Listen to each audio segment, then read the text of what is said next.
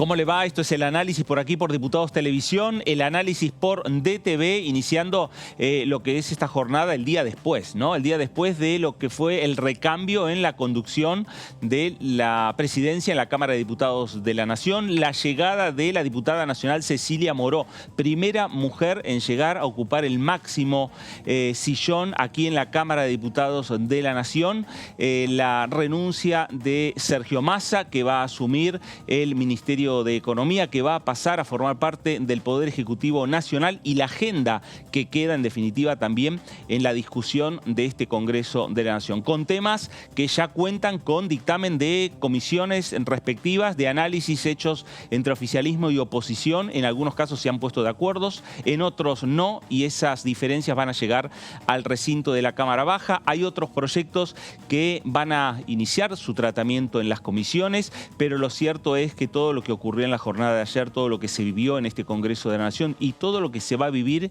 mirando hacia el futuro, mirando hacia una agenda en una próxima sesión en la Cámara de Diputados, de todo esto vamos a estar hablando en las próximas 2 horas. Esto es el análisis por aquí, por Diputados Televisión. Voy a saludar a mis compañeros que me acompañan en la jornada de hoy.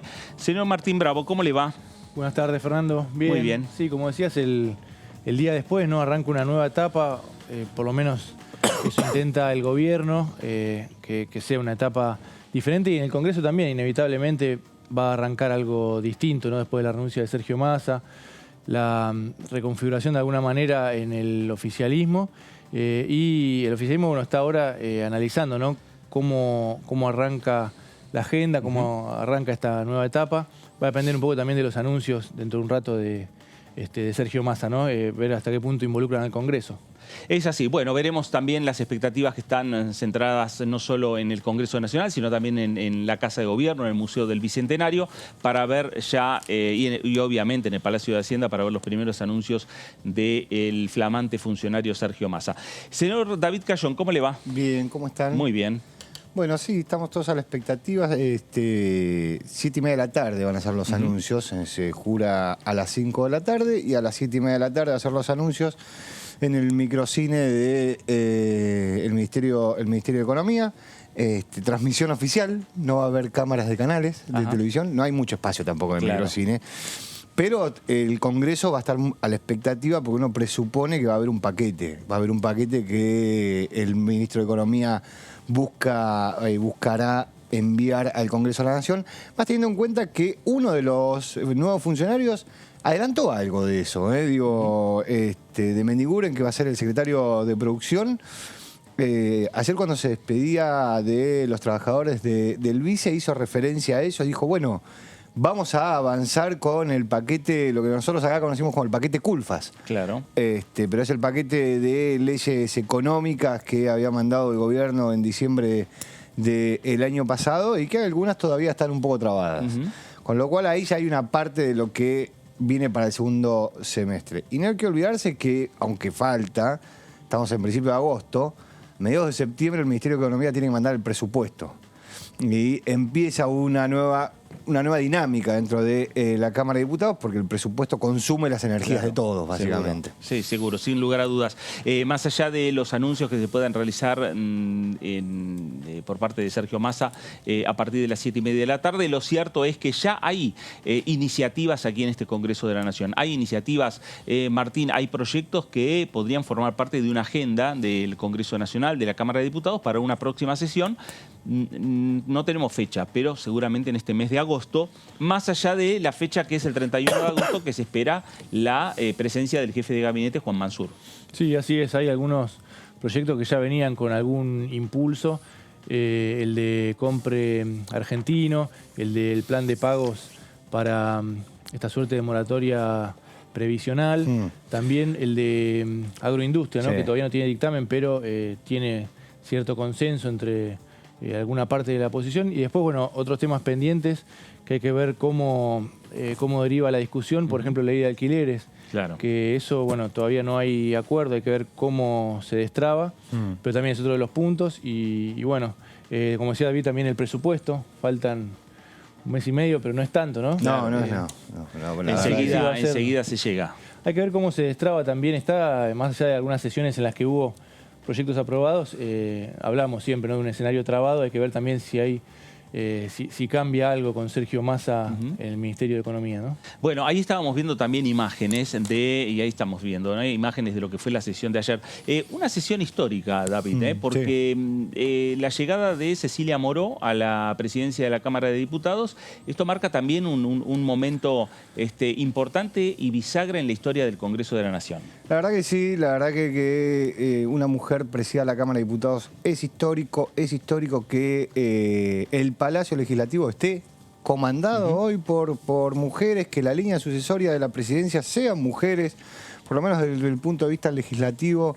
Me parece que habla a las claras de el cambio de época para bien que ha hecho la política argentina. Digo, me parece que en base a lo que venimos diciendo siempre, hay cada vez mayor presencia de mujeres en el Palacio Legislativo. Esto cambiará y será una ecuación más equilibrada el día que sean cabeza de lista, porque el problema es siempre que la cabeza de lista siguen siendo hombres, entonces en algún momento pasará esto. Me parece que parte de, aunque no sé si tuvo que ver en la decisión, pero sí en lo que fue la discusión, me parece que parte de todo esto hay que agradecérselo a Graciela Camaño. Digo, que a principio de año, cuando se estaban eligiendo las autoridades de la Cámara de Diputados, ella propuso a una diputada del PRO y a una diputada del Frente de Todos para que presidan la Cámara de Diputados, porque eran todos hombres las autoridades de la Cámara. En ese momento ambas diputadas declinaron el ofrecimiento y me parece que el discurso de ayer marcaba todo eso. Claro, y ahí veíamos también la imagen de Graciela Camaño abrazándose, saludándose con Cecilia Moró, flamante presidenta de la Cámara de Diputados de la Nación. Pero antes que asuma Cecilia Moró, quien habló en el recinto presentando su renuncia fue el, por entonces, presidente de la Cámara, Sergio Massa, de esta manera.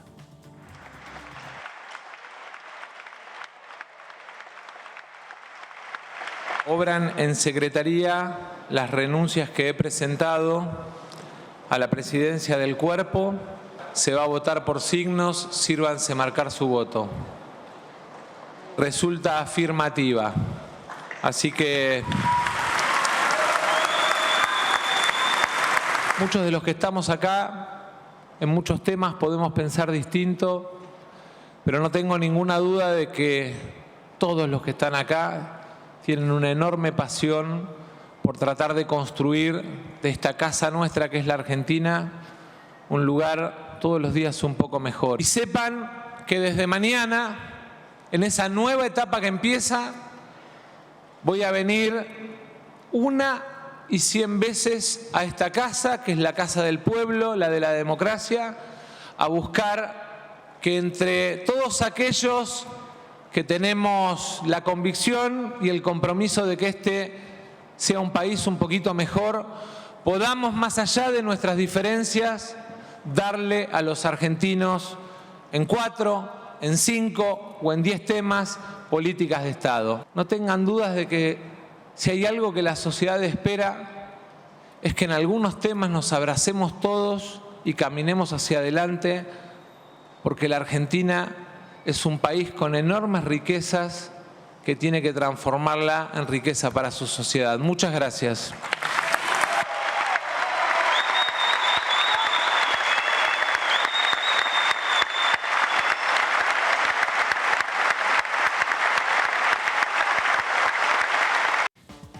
Bueno, ahí estaba la palabra de Sergio Massa en el recinto de la Cámara de Diputados de la Nación, los aplausos de los diputados nacionales, los aplausos de las diputadas nacionales, el aplauso de Malena Galmarini, su esposa, y parte de lo vivido en la jornada de ayer. Bueno, de esto vamos a estar hablando también, este y otros temas, con el diputado Francisco Sánchez, diputado del PRO por la provincia de Neuquén. ¿Cómo le va?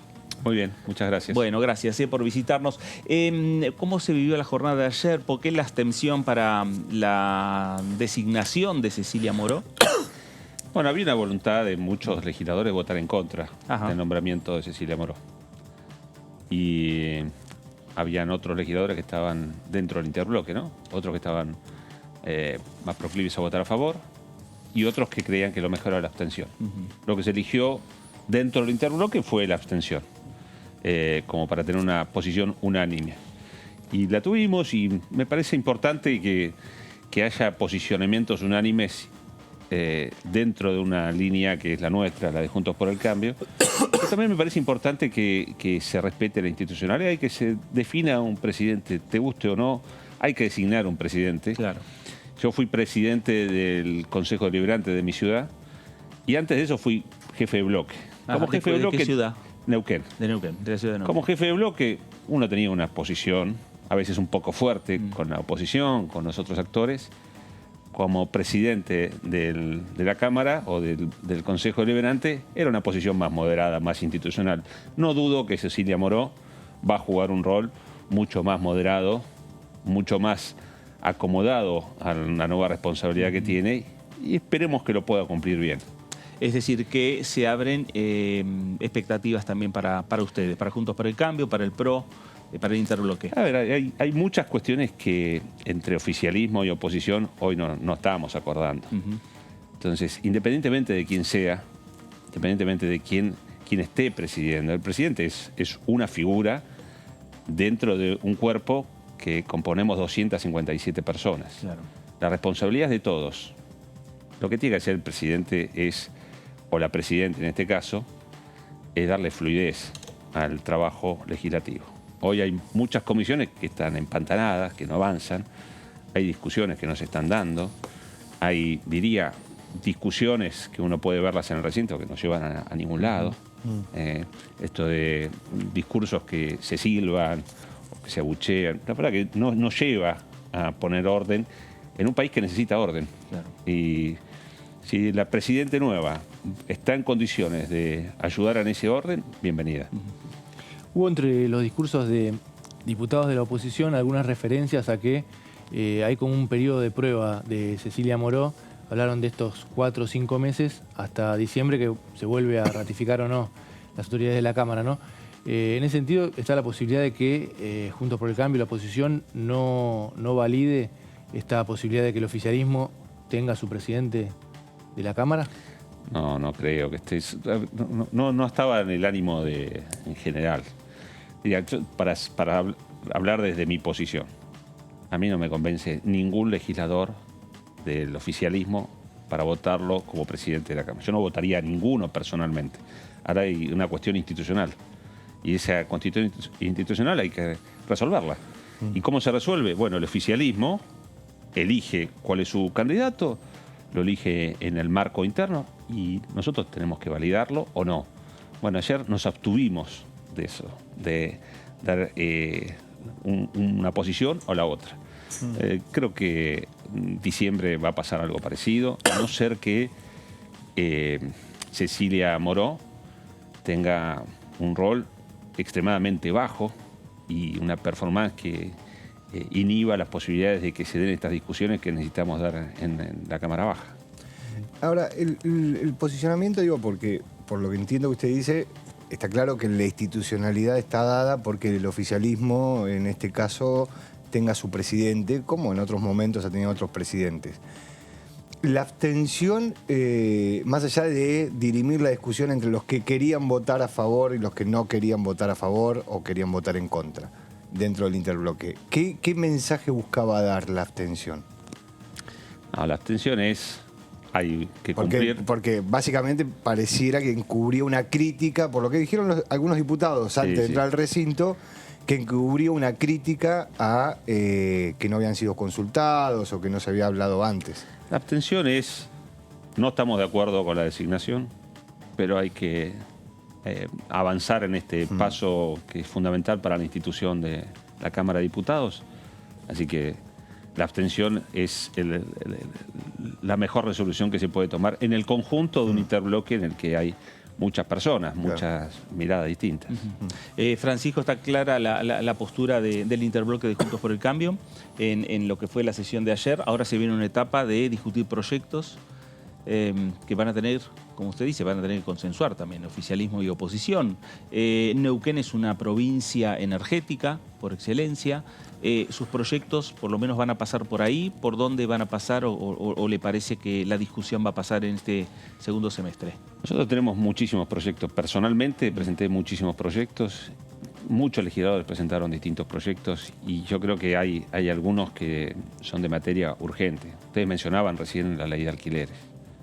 Bueno, ese es un tema que no se puede seguir sosteniendo como se está sosteniendo, con miradas antagónicas sobre algo que tiene que ver con la vida de las personas, ¿no? En la cotidianeidad de las personas. Hoy la mayor parte de los contratos, al menos en Neuquén, se llevan adelante por fuera de la ley. Claro. Es decir, tenemos una ley tan mala, tan reconocidamente mala por todos los actores, que tanto el inquilino como el propietario prefieren ir por fuera de la ley sabiendo los riesgos que corren. Inclusive es lo que sugieren, lo que promueven inclusive los intermediarios, que son las inmobiliarias. Es decir, es tan mala la ley que hay que cambiarla urgentemente. ¿Por qué no la cambiamos? Porque el proyecto del oficialismo es muy parecido a la ley actual y nosotros tenemos un proyecto que es intermedio. A mi criterio hay que derogar la ley de alquileres. Hay que derogarla y hay que liberalizar lo más posible la relación entre propietario e inquilino. Ese es mi criterio. Veremos cuál es el criterio que prevalece. La realidad es que hay que aplicar algún criterio y hay que solucionar esto porque es un problema para la realidad de mucha gente. Después están las cuestiones más macro. Veremos hoy los anuncios del ministro, hiperministro que va a tener el gobierno nacional. Será una especie de presidente de las sombras. Sí, una cosa bastante particular cómo se está presentando todo. Y al igual que hoy la conferencia de prensa con ribetes cinematográficos más orientados al marketing que al rol serio que tiene que asumir alguien que tiene semejante poder o que se le ha conferido semejante poder. Esperemos que las medidas que se tomen sean realmente serias y que nos ayuden a los argentinos a salir adelante de esta situación tan grave en la que estamos. Nosotros, si hay decisiones reales de discutir temas de fondo en Argentina, estamos acá para eso. En cuanto a la ley de alquileres, están trabajando con el resto de los bloques de la oposición. En un momento, cuando se emitieron los dictámenes, parecía que tenían número como para avanzar. Después hubo algunas diferencias, ¿no? Con este tema de los 3 meses, que algunos bloques no aceptaron. ¿Creen que van a poder avanzar con algún proyecto consensuado? Uno es optimista, pero bueno, está parado esto. Mi proyecto lo presenté a inicios del año pasado. Un proyecto para modificar. No se puede creer la dilación. Es decir, es como que quienes estamos en la Cámara de Diputados o en el Congreso en general, no nos damos cuenta de las necesidades reales de las personas. Y eso las personas lo traducen como que somos una casta. Y eso sumado a algunos discursos que son muy efectivos en este contexto, claro, la gente nos ve como una casta porque estamos de espaldas, evidentemente, y estos son los resultados, ¿no? Estamos de espaldas a la necesidad de las personas, a las necesidades cotidianas de las personas. Cuando se dilata tanto un proyecto como este, que es urgente resolverlo, ¿para quién estamos trabajando? ¿Para la gente? Evidentemente no. Yo creo que hay personas acá que vienen a trabajar por ideologías. Y yo entiendo que haya personas que tengan un dogma y lo quieran respetar. Y que den la batalla por ese dogma. Pero en algún momento los dogmas hay que dejarlos de lado. En el 89 cayó el muro de Berlín.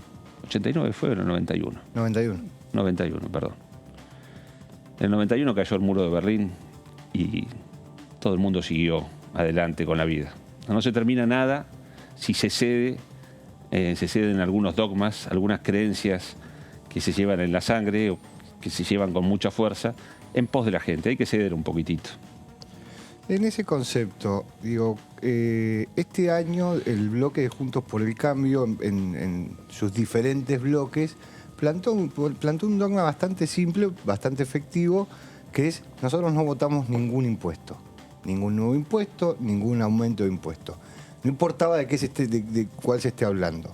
Si para votar un nuevo... ¿No termina siendo un dogma eso si lo que se está votando es un impuesto que es útil, que es progresivo? Y entonces, en esa discusión de los dogmas, ¿no se está viviendo eso desde muchos lados dentro de la Cámara de Diputados? Yo no digo que la gente tenga que abandonar los dogmas. De hecho, yo fui el primer diputado que firmó el compromiso con la Asociación Argentina de Contribuyentes para que no se creen nuevos impuestos, para que no se aumenten impuestos existentes y que se trabaje para eliminar algunos de los creados.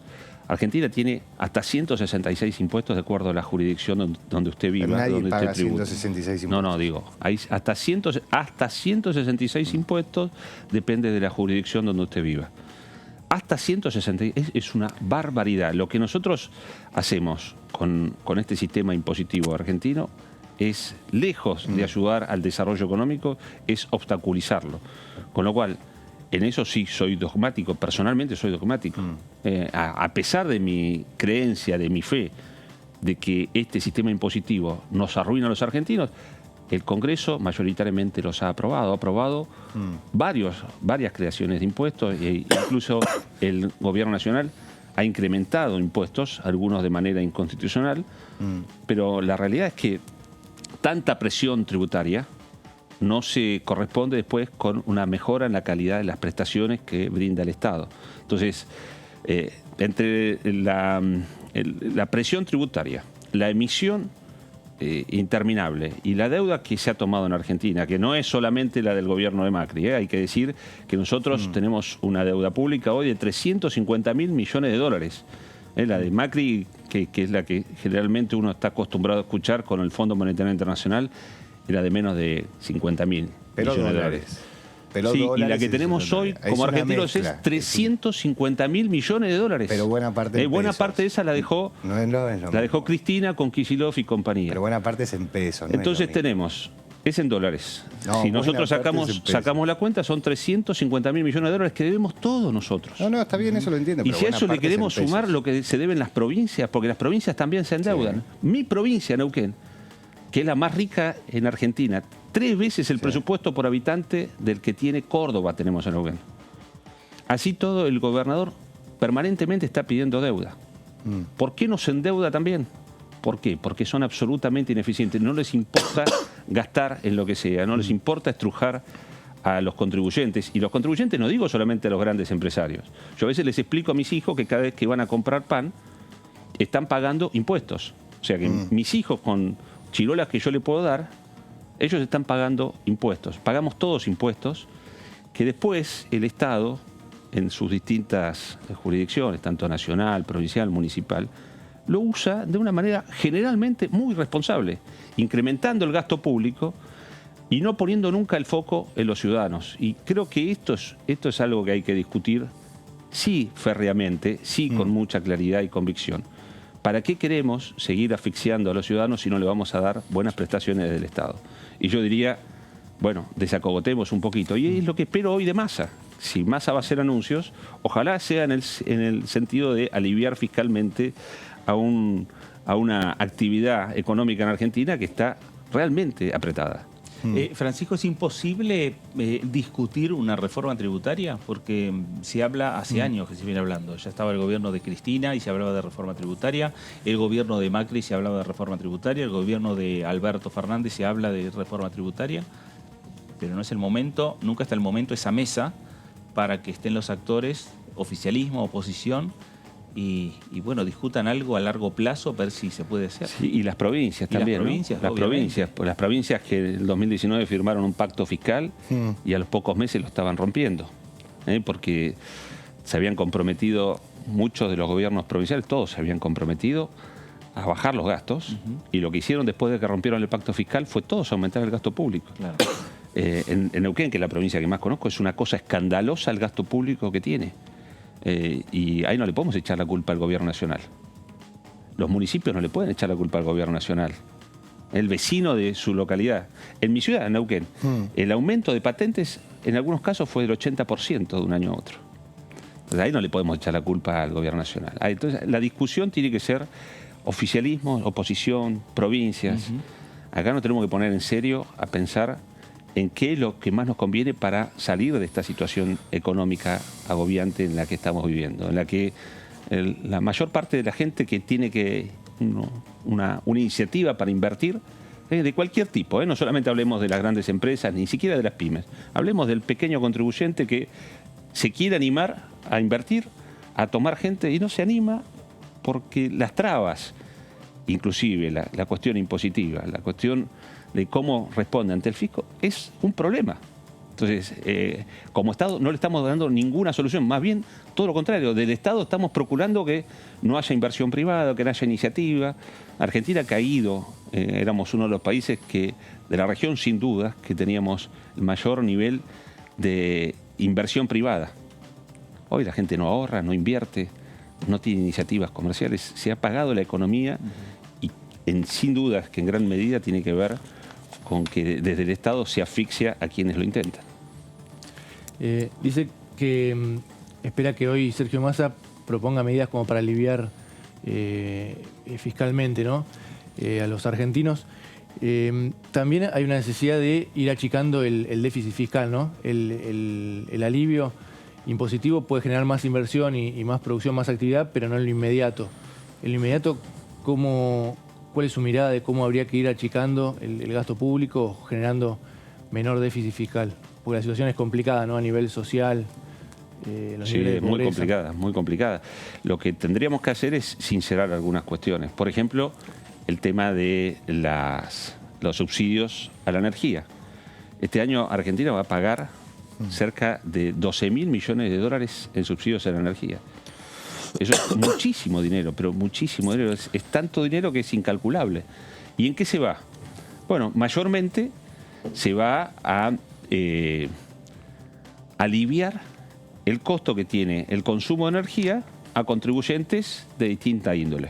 Pero yo entiendo que hay una intención ahora que es la que están generando ahí un sistema que no lo tiene ni siquiera claro en la Secretaría de Energía. Uno habla con gente que está en esa área y no lo tienen del todo claro, no saben cómo va a funcionar. Pero en definitiva ese empadronamiento va a tener un alcance muy limitado. Ahora, concretamente, en energía, en materia de subsidios y en materia de subsidios al transporte, ahí hay un paso muy importante para dar hacia adelante. Claramente no tiene que ver con los jubilados. Nosotros tenemos jubilados que cobran menos de 40.000 pesos. Es prácticamente un insulto y ahora se les da un bono de 1.700 pesos. Ahí prácticamente hay un insulto de la organización argentina, de todos nosotros, hacia los jubilados, que se manifiesta en lo que le pagamos. No puede ser que los bonos a la gente que recibe planes sociales sea inmensamente superior a la que recibe la gente que trabajó toda su vida y que cobra una miseria como jubilación. Ahí no hay que ajustar. Ese es el costo más importante que tiene el Estado argentino, tiene que ver con las jubilaciones y las pensiones, pero ahí no hay que ir a ajustar. Hay que ir a ajustar en otros gastos superfluos y, por supuesto, si vamos a hablar de grandes ajustes, tienen que darse en subsidios sobre todo. Respecto de esto, bueno, usted de la provincia de Vaca Muerta, se está avanzando, por lo menos en lo que tiene que ver con la licitación del gasoducto. Ya hay varias de las etapas ya están licitadas. Si no me equivoco, hay 3 que ganó una misma empresa, hay otra que, Techin, hay una cuarta que ganó otra empresa, hay una quinta que ganó otra empresa. Desde el Congreso de la Nación, ¿qué se puede hacer? Como desde la Cámara de Diputados, ¿qué se puede hacer? Usted está en la Comisión de Energía, si no me equivoco, es el vicepresidente, para acelerar el proceso Vaca Muerta, acelerar el proceso gasoducto Néstor Kirchner. Que eso también ahorraría un montón de dinero en lo que tiene que ver con la compra al exterior de energía. Sí, el gasoducto entre Tratayén, que queda ahí en Vaca Muerta, sí, Tratayén está pegado a Anielo. Sí. Tratayén es un paraje que está al este de Anielo. Entre Tratayén y Saliqueló es un gasoducto más de los que unen en Neuquén con los centros de consumo. Y es un gasoducto muy importante que estaba preparado para licitarse en el 2019.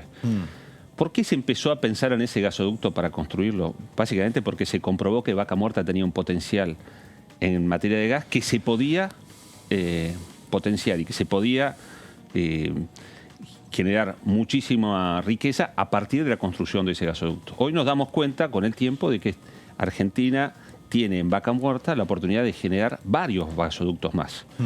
Este que está detenido por decisiones de este gobierno decidió no avanzar durante estos 2 años en la licitación de un gasoducto que estaba para licitar hace rato, como digo.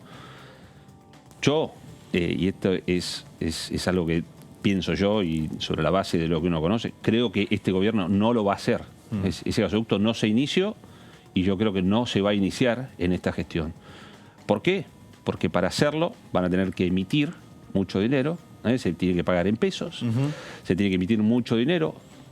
Eso va en contra de los planes que seguramente va a anunciar Massa, porque la única forma de pagarlo es con emisión. No tenemos otros recursos, no tenemos dólares, no tenemos forma de pagarlo. Y como los beneficios se van a ver recién en el invierno del 2024, no los va a ver esta gestión de gobierno, no le van a ver ningún interés, ninguna motivación desde la política, al menos entendiendo cómo ha funcionado la mente, sobre todo de la líder de este espacio, que es Cristina Fernández, que en el 2015 se burlaba prácticamente, conversando con Parrilli, se burlaba de la bomba que le dejaban al próximo gobierno. Entonces yo pienso que, siguiendo esa lógica, no van a poner plata, no van a sacar, a imprimir plata en estas condiciones para pagar un gasoducto cuyos beneficios vamos a ver los argentinos en 2024 y en la traducción política chiquitita, miserable, lo ven como el que lo va a ver es la próxima gestión de gobierno. Claro. Francisco, en el medio está también este acuerdo que hizo la provincia de Neuquén, el gobernador, con los pueblos originarios, una especie de consulta, ¿es vinculante, no vinculante en la provincia de Neuquén? ¿Por dónde tiene que pasar el gasoducto? Y si ese gasoducto puede, digamos, ocupar terrenos sagrados como para los pueblos originarios. Sí, a ver, hay varias cuestiones ahí. La Constitución Nacional, en su artículo 16, dice que no va a haber en nuestra Argentina, no va a haber prerrogativas de sangre, ni títulos nobiliarios.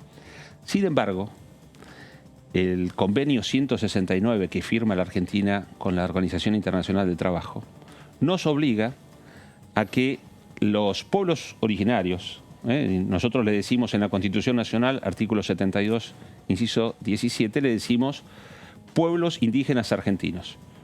Eso hay que definirlo. Los pueblos indígenas argentinos no incluyen a los mapuche, no son pueblos indígenas argentinos. Pero más allá de esa delimitación que habrá que hacerla cuando corresponda, la realidad es que de ninguna manera un tratado internacional, que además no tiene rango constitucional, sino que es avalado por una ley o ratificado por una ley, no puede tener un rango superior al de la Constitución Nacional, que, reitero, nos dice taxativamente que no hay prerrogativas de sangre.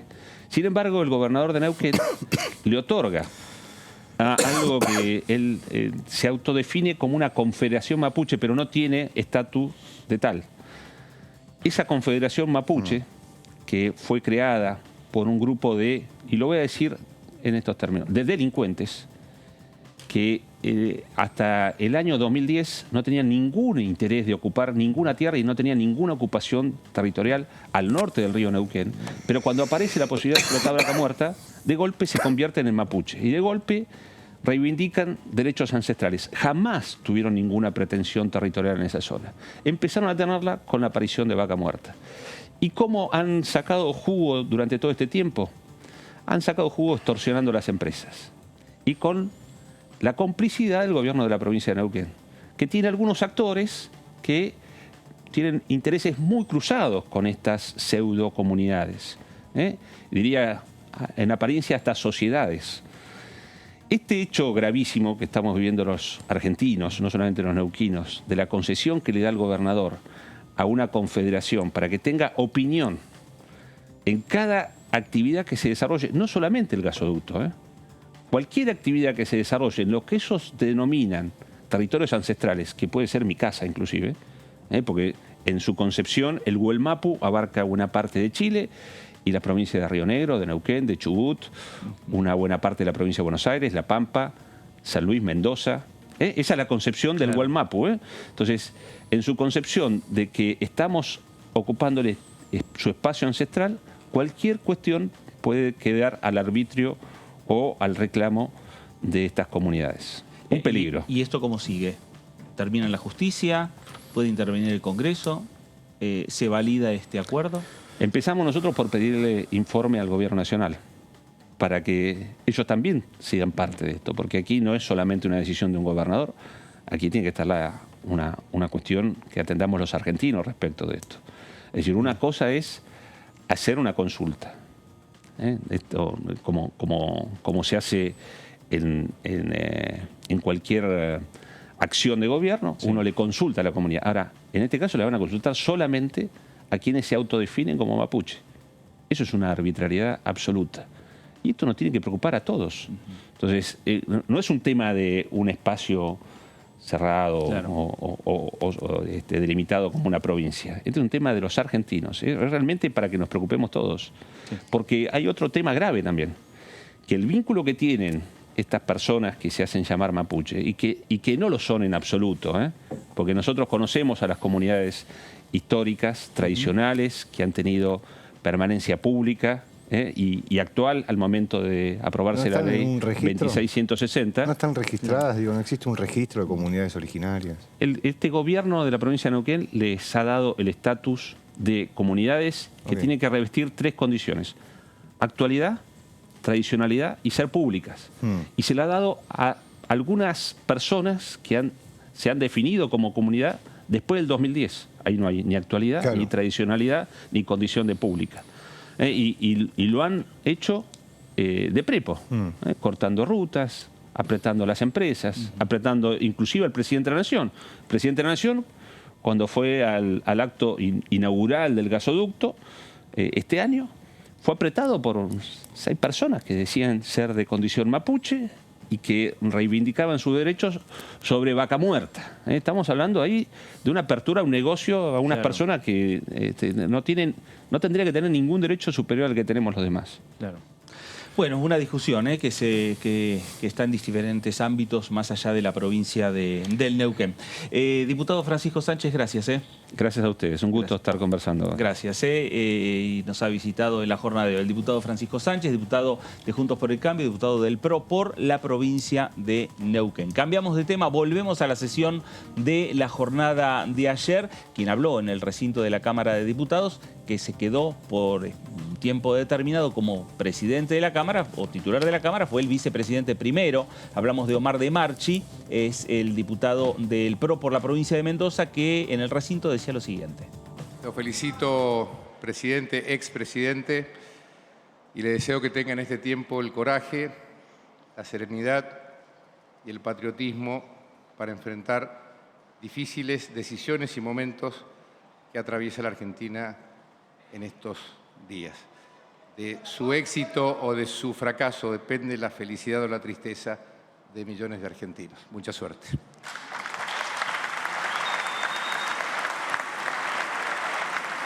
Esta presidencia informa entonces, y retomando el protocolo, el proceso parlamentario, que ante la renuncia del presidente de esta honorable Cámara corresponde, según lo establece el artículo 2 del reglamento, elegir a pluralidad de votos quien ocupará la presidencia de esta honorable Cámara en un todo de acuerdo con lo establecido en el artículo 190 del reglamento.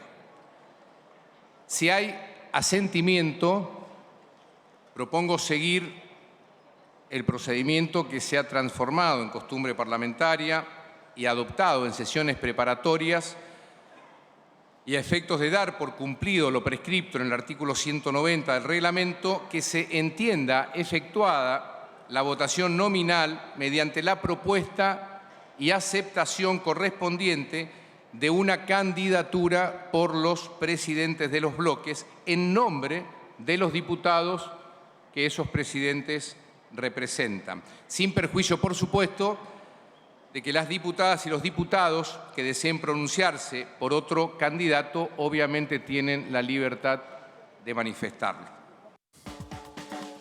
Bueno, ahí estaba el diputado nacional Omar de Marchi, vicepresidente de la Cámara de Diputados. La propuesta del Frente de Todos fue postular a Cecilia Moró para que sea presidenta de la Cámara de Diputados, y fue la votación que se realizó en la jornada de ayer, y Cecilia Moró, su primer discurso ante la Cámara, ante el Congreso de la Nación, fue el siguiente.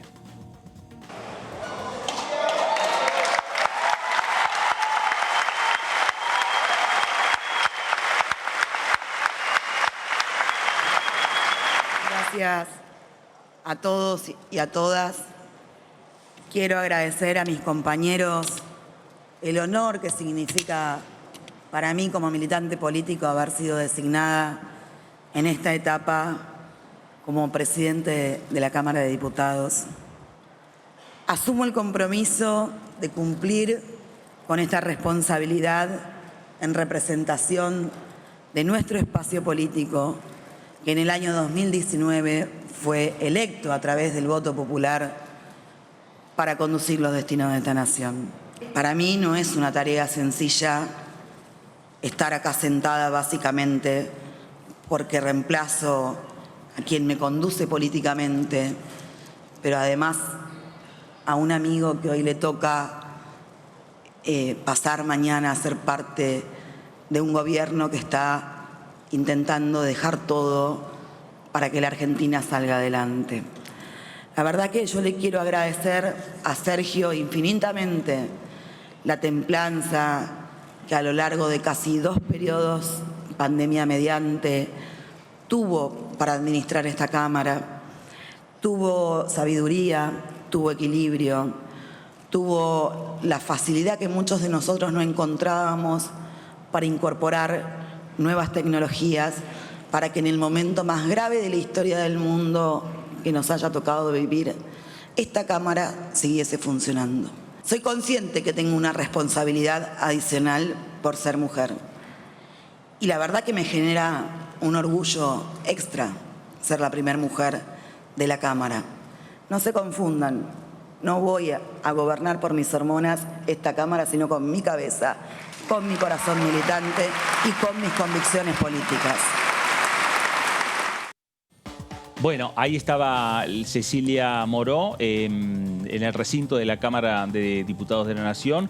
Hubo también imágenes que tienen que ver con la intimidad del despacho del presidente de la Cámara de Diputados. En esas fotos de intimidad estuvo el traspaso, en definitiva, de Cecilia Moró. Ahí tenemos la imagen, el escritorio, el despacho presidencial de esta Cámara Baja, ya ocupado por Cecilia Moró, de pie el expresidente, quien va a ser a partir de las próximas horas superministro de del gobierno nacional. Hablamos de Sergio Massa, y son las fotos de intimidad, podríamos decir, de lo que fue el traspaso en la presidencia de la Cámara de Diputados entre Sergio Massa y Cecilia Moró. Y en ese escritorio, Martín David, quedan esos proyectos, los proyectos que estaban trabajándose en las comisiones, en algunos casos, como decimos, que ya tienen despacho de comisión y están prontos a llegar al recinto de la Cámara Baja, quedaron ahí en el despacho de Sergio Massa. Sí. Y quedan en la búsqueda por parte de Cecilia Moró de los consensos. Y ahí van a llegar unos nuevos. Pero Claro. no hay que olvidarse que en esa misma oficina, hace poco, menos de 10 días, se reunieron Sergio Massa en su rol de presidente de la Cámara de Diputados con Silvina Batakis, Claro. La ahora ex ministra de Economía, presidenta del Banco Nación. ¿Para qué? Para hablar de cuál iba a ser la agenda legislativa. Se pusieron de acuerdo Massa y Batakis sobre cuál iba a ser la agenda legislativa que el Ministerio de Economía requería en ese momento. Veremos si parte de esa agenda se continúa y aparece una agenda nueva con la impronta de Massa como ministro. Claro, bueno, a ver, la agenda, Martín, uno puede pensar en la agenda de los temas que tienen que ver con la producción, la agenda productiva, pensando en la República Argentina que viene, pero también pensando en el tema de los números y pensando en el presupuesto 2023. Sí, también hay que ver hasta qué punto los anuncios de hoy de Sergio Massa involucran al Congreso. Podemos pensar que en algunos casos sí. También está la posibilidad de que pueda avanzar con algunas iniciativas por decreto, por resolución. Como decíamos, también acá el escenario, más allá de que cambió, se va a modificar necesariamente por este cambio de nombres, sigue estando trabado en los números. Eso es una limitación importante para el oficialismo. Y después, como decías, la imagen del traspaso ahí de Sergio Massa con Cecilia Moró, y otra imagen fuerte en el recinto, el apoyo del kirchnerismo, ¿no? Sí. A este nuevo proceso. Cuando salió Sergio Massa, el abrazo con Máximo Kirchner, después se sentó al lado de Guado de Pedro, que es el ministro más cercano a Cristina Kirchner. ¿No? Son también algunas imágenes que reflejan tal vez una nueva etapa, por lo menos en el inicio, ¿no? Al frente de todos. Me parece que hubo un apoyo bastante fuerte de parte del kirchnerismo a Massa, digo, si uno tiene en cuenta la secuencia. Primero la foto de la vicepresidenta Cristina Fernández de Kirchner con Massa como apoyando esa situación, algo que no hizo con ninguno de los otros ministros. Después lo que decía Martín, el único diputado que se levantó del bloque del Frente de Todos para ir a salvarlo a Massa, que se sentó en el palco de invitados, fue Máximo Kirchner. Sí. A mí me parece que las casualidades no existen, son 117 diputados, que uno solo se levante, me parece que no es una casualidad. Después hubo una reunión entre Massa de Pedro y Máximo Kirchner, los tres solos volvieron a entrar, y el discurso de Cecilia Moró, cuando en la última parte hace referencia a las hormonas y a cómo va a dirigir la Cámara de Diputados, en realidad uno lo podría entender como un guiño más de todo esto. ¿Por qué? Porque hace poco, menos de un mes, Cristina Fernández de Kirchner en el Chaco, en un discurso que dio en el Chaco, dijo exactamente lo mismo. Dijo, a mí me acusan de mala, de esto, pero sepan que las decisiones yo no las tomo con mis hormonas, sino que las tomo con mis neuronas. Digo, fue un guiño, me parece, en esta nueva relación que se armó entre el sector más identificado con Cristina Fernández de Kirchner y el sector de Sergio Massa, que veremos hoy a la tarde-noche, cómo eso decanta en anuncios, medidas, y cuánto de todo eso llega a la Cámara de Diputados. Claro, y esas imágenes que estábamos viendo y que vos estás recordando también, de los saludos del oficialismo para con Sergio Massa, previamente, en lo que fue la reunión de labor parlamentaria, las cámaras de diputados Televisión pudieron captar también algunas imágenes que tenían que ver con los saludos y quedarse charlando ahí en la intimidad entre Sergio Massa, Mario Negri, Cristian Ritondo, es decir, la oposición o los principales sectores de la oposición mayoritaria, que Juntos por el Cambio, también hablando muy íntimamente con Sergio Massa, en lo que podría anticiparse, y Massa lo señaló en su discurso, dijo, voy a volver a esta Cámara las veces que sea necesario. Me parece como que esa relación que se entabló entre Massa y la oposición, que permitió destrabar muchos proyectos de ley en este Congreso de la Nación, sin ir más atrás, pero me parece que uno de los principales fue el acuerdo con el Fondo Monetario Internacional. Va a continuar, me parece, esa relación entre el oficialismo y la oposición, y Massa me parece que se va a convertir también, más allá de la relación con la oposición que pueda tener Cecilia Moró, me parece que Massa también va a ser una bisagra importante entre las dos partes. Bueno, en esto de que venimos hablando de la gestualidad, primero que Cecilia Moró dejó en claro cuál era su referente. Y su referente, digo, porque la discusión entre muchos de los diputados de la oposición, particularmente Juntos por el Cambio, es ¿con qué Cecilia Moró nos vamos a encontrar? ¿Con la Cecilia Moró, hija de Leopoldo Moró, o con la Cecilia Moró del Frente Renovador de Sergio Massa? Bueno, me parece que dejó en claro que su líder político es Sergio Massa, su espejo es Sergio Massa. Y desde el Juntos por el Cambio, la gestualidad para mí estuvo dada en los discursos. ¿Quiénes hicieron los discursos? Digo, el que hizo el discurso del parte del PRO no fue Cristian Ritondo, el presidente del bloque, sino que fue Waldo Wolf, uno de los diputados señalados como uno de los halcones, y tuvo un discurso muy fuerte contra el gobierno y contra Massa. Después, en el caso del radicalismo, el que habló fue Mario Negri, que no tuvo un discurso muy fuerte ni contra Massa ni contra la futura presidenta.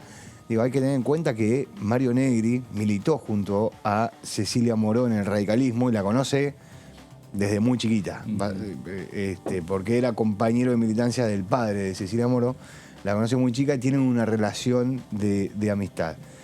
Y después habló Rodrigo de Loredo, digo, que también otros de los señalados como halcones, pero ninguna de las figuras preponderantes de Juntos por el Cambio a la hora de sentarse en una mesa a negociar fueron las que llevaron adelante los discursos en donde se mostraba que se iban a abstener y se atacaba al gobierno nacional. Claro, bueno, y hablando de discursos, bien lo señala David, otro de los discursos en la Cámara de Diputados fue el de la diputada nacional Graciela Camaño. Minutos antes a que asuma Cecilia Moró como presidenta de la Cámara de Diputados de la Nación. Y vamos a escuchar parte de lo que decía la diputada por la provincia de Buenos Aires. Nadie le puede negar ni la militancia, nadie le puede negar el trabajo, nadie le puede negar el cursus honorum de la política que tienen tanto hombres como mujeres. No la voy a votar porque es mujer, aunque lo haría con mucho gusto como la propuse a María Eugenia y a Roxana, porque quiero una mujer ahí arriba. Hizo todo el cursus honorum, pero hoy estamos decidiendo que ahí se va a sentar por primera vez en la historia de este Congreso 158 años de hombres, una mujer. Y sí tenemos que empezar a buscarle el pelo al huevo. El país se incendia. ¿Saben cuántas veces el país se incendió? Hoy, cuando una mujer se va a sentar ahí, estamos mirando que el país se incendia. Hace 15 años que el país se viene incendiando. ¿Saben las veces que el país se incendió? Pero hoy, cuando Cecilia se siente ahí, con el voto de la mayoría que piensa, vamos a tener, juntamente con Claudia y juntamente con Carolina en el Senado, un poder legislativo femenino, señor presidente.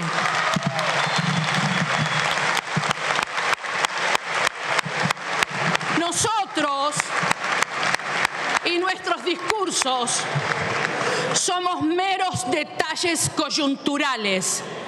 Vos, Cecilia, vas a estar en los libros de historia como la primera mujer que presidió la Cámara de Diputados de la Nación.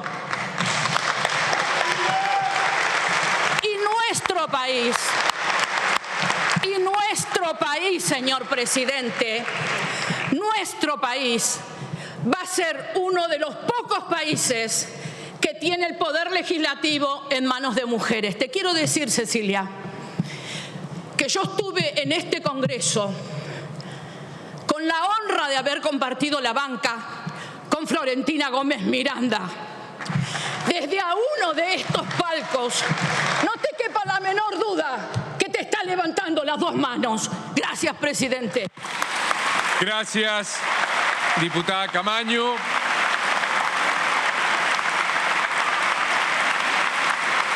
En representación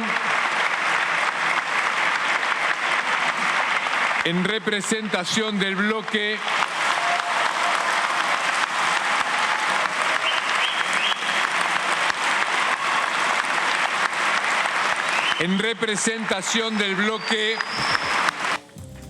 Ahí estaba la diputada Graciela Camaño, su discurso, los aplausos, el abrazo con Cecilia Moró. La palabra de Graciela Camaño cada vez tiene un peso mayor en el Congreso de la Nación, ¿eh? En la Cámara de Diputados tiene un peso importante a la hora de cerrar un debate, a la hora de esos debates que se van por cualquier rama y que dejan de hablarse del tema que se tenía que hablar en el medio de un debate en altas horas de la madrugada. La palabra de Graciela Camaño es fundamental para encauzar o reencauzar una sesión. Me parece que Graciela Camaño entiende muy bien su rol de líbero, de persona libre, digo, porque forman parte de un bloque donde hay diputados de la provincia de Córdoba, diputados de la provincia de Buenos Aires, y entonces no tiene ningún inconveniente a la hora de criticar a Juntos por el Cambio o a criticar al Frente de Todos. Ayer lo hizo al principio de ese discurso.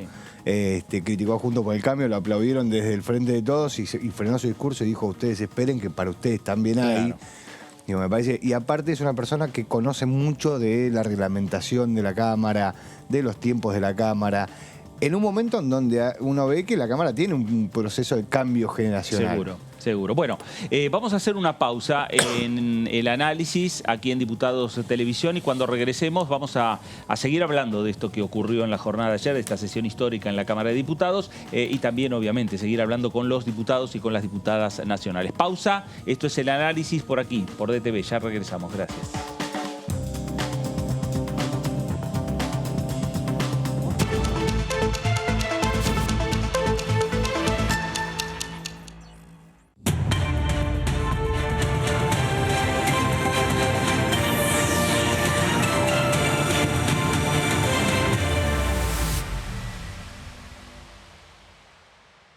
El mundo estuvo 2 años parado por una pandemia. Y ahora nos toca decidir. ¿Queremos un país que ponga en pausa cualquier medida para que nuestro sueldo le gane a la inflación? ¿O queremos una Argentina que piense en los consumidores de acá en vez de en los de afuera? ¿Queremos un país que ponga en pausa todos nuestros derechos? ¿O una Argentina que avance defendiendo el trabajo y la indemnización? ¿Queremos ser un país que ponga en pausa la educación? ¿O la Argentina que avance para trabajar el doble y recuperar el tiempo perdido? Podemos quedarnos empantanados en las discusiones o ser la Argentina que avance con lo que necesita la gente, que después de tanto tiempo necesita moverse. Más velocidad en políticas de educación, en inversión en infraestructura, en políticas para que tu sueldo le gane a los precios. Primero la gente. Argentina Presidencia. Hola, hola, ¿cómo va? Aquí estamos, desde el recinto. El ideario del peronismo, primero sigue absolutamente vigente, pero todavía no alcanzamos. El día que nuestro país tenga plena justicia social, soberanía política e independencia económica, probablemente hayamos llegado al final del camino de una idea.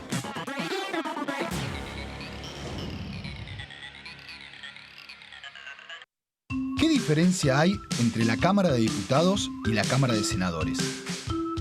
La Cámara de Diputados representa al pueblo de la nación argentina. Esto significa que las provincias más grandes y con mayor cantidad de habitantes tienen muchos más diputados que las provincias más pequeñas. La manera de establecer las cantidades es proporcional.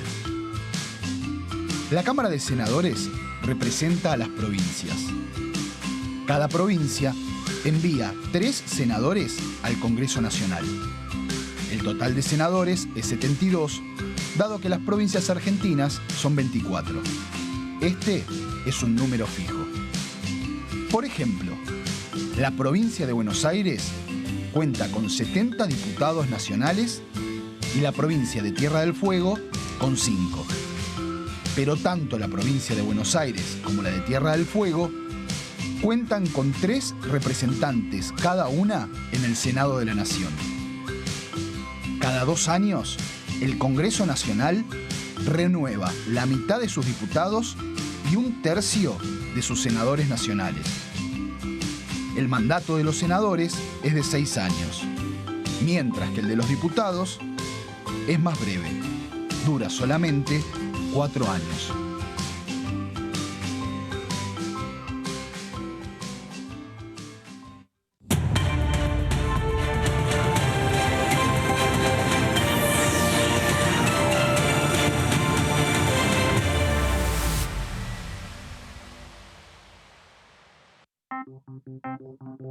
Si usaste estos juguetes, si entendés estas imágenes, o si en tu casa había una así, podría ser uno de los nietos o nietas que buscamos. Siempre es mejor saber. Si naciste entre 1975 y 1983 y tenés dudas sobre tu identidad, comunícate con Abuelas de Plaza de Mayo. Argentina te busca.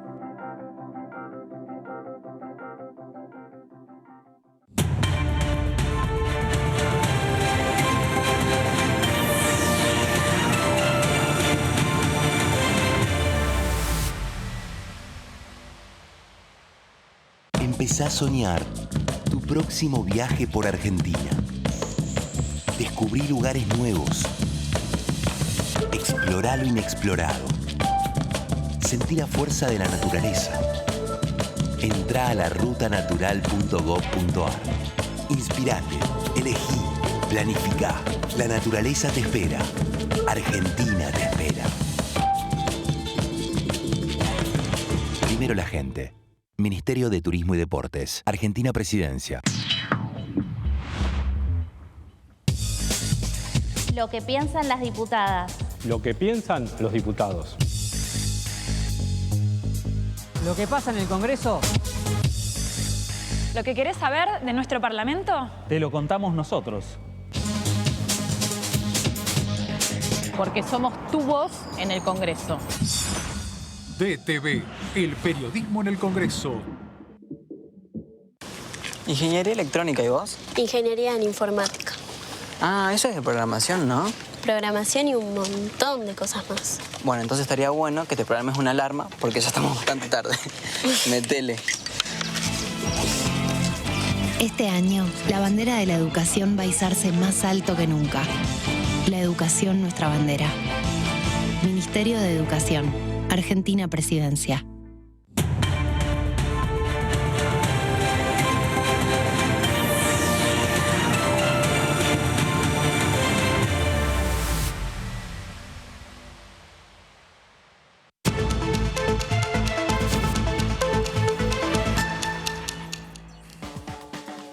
Muy bien, regresamos aquí a el análisis por Diputados Televisión, el análisis por DTV en esta jornada que tiene que ver un poco con las repercusiones de lo que pasó en la jornada de ayer en la Cámara Baja respecto a la llegada de Cecilia Moró como presidenta de la Cámara de Diputados de la Nación, reemplazando a Sergio Massa que se va a convertir en superministro del Poder Ejecutivo Nacional, ministro de Economía, ministro de Producción, ministro de Agricultura de la Nación. Las expectativas que también se generan en el Congreso respecto a si va a enviar un paquete de medidas, proyectos de ley al Congreso de la Nación o habrá resoluciones que firme el Poder Ejecutivo de la Nación. Proyectos hay respecto a la futura agenda que tiene que ver con la producción en nuestro país, temas que ya en algunos casos han sido aprobadas por la Cámara de Diputados, como es el fomento a la industria automotriz, que está debatiéndose en el Senado Nacional y que próximamente en el transcurso de este mes de agosto esperan que ya sea sancionado y convertido en ley.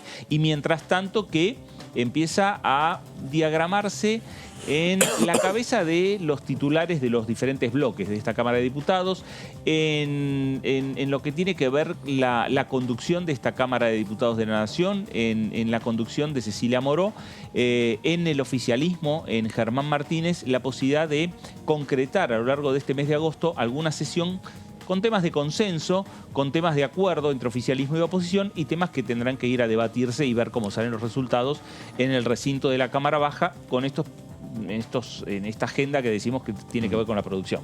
Sí, me parece que lo primero que vamos a ver es una sesión de consenso, básicamente. También me parece como para Cecilia Moró va a tener que empezar a tener ese ritmo que le exige la presidencia y ese cambio de forma, como explicaba antes el diputado Sánchez, de pasar de ser la vicepresidenta de un bloque que puede tener discursos encendidos a pasar a ser la presidenta de la Cámara de Diputados, que los discursos encendidos los va a tener que guardar un poco y va a tener que tratar de morigerar los discursos encendidos del resto. Exactamente. Bueno, y vamos a hablar también de eventos que suceden en la Cámara de Diputados de la Nación. Un evento que sucedió este lunes y que tiene que ver con el recuerdo, se están cumpliendo 70 años, ¿no? de lo que fueron las primeras legisladoras nacionales que tuvo el Congreso de la Nación, el homenaje a Eva Perón en el Parlamento Nacional por iniciativa de la Dirección General de Igualdad, el Departamento de Géneros y Diversidad Sexual y la Dirección General de Cultura y Museo. Se realizó un acto en homenaje a Eva Perón en conmemoración de los 70 años de la asunción de las primeras legisladoras mujeres. Ahí estamos viendo imágenes de ese viejo recinto de la Cámara de Diputados de la Nación, las primeras diputadas, la imagen del entonces presidente Juan Domingo Perón, acompañado por su esposa Eva Duarte de Perón, el saludo con las primeras legisladoras nacionales, y ahí tenemos también lo que fue el acto, el homenaje, Telma Fardín, el homenaje y las diputadas nacionales actuales acompañando ahí en el Salón de los Pasos Perdidos del Congreso Nacional. El evento, que se realizó en el Salón Delia Parodi, en los Pasos Perdidos del Palacio Legislativo, contó con una muestra fotográfica de las primeras diputadas nacionales que asumieron en el año 1952, luego de haber sido elegidas el año anterior en los primeros comicios con participación femenina de la historia.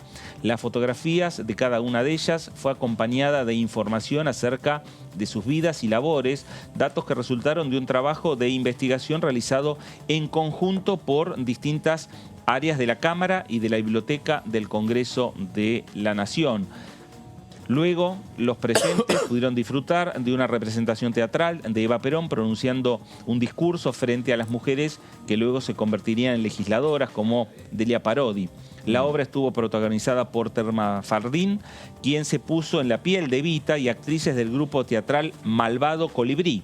La obra culminó con la presentación del coro de la Biblioteca del Congreso de la Nación y su interpretación de Inconsciente Colectivo de Charly García. Ahí estamos viendo las imágenes de esta muestra fotográfica que, repetimos, se realizó el pasado día lunes en los salones de la Cámara de Diputados de la Nación, en el Salón Delia Parodi, el nombre a una de las primeras diputadas nacionales que tuvo este Congreso de la República Argentina, y en el Salón de los Pasos Perdidos.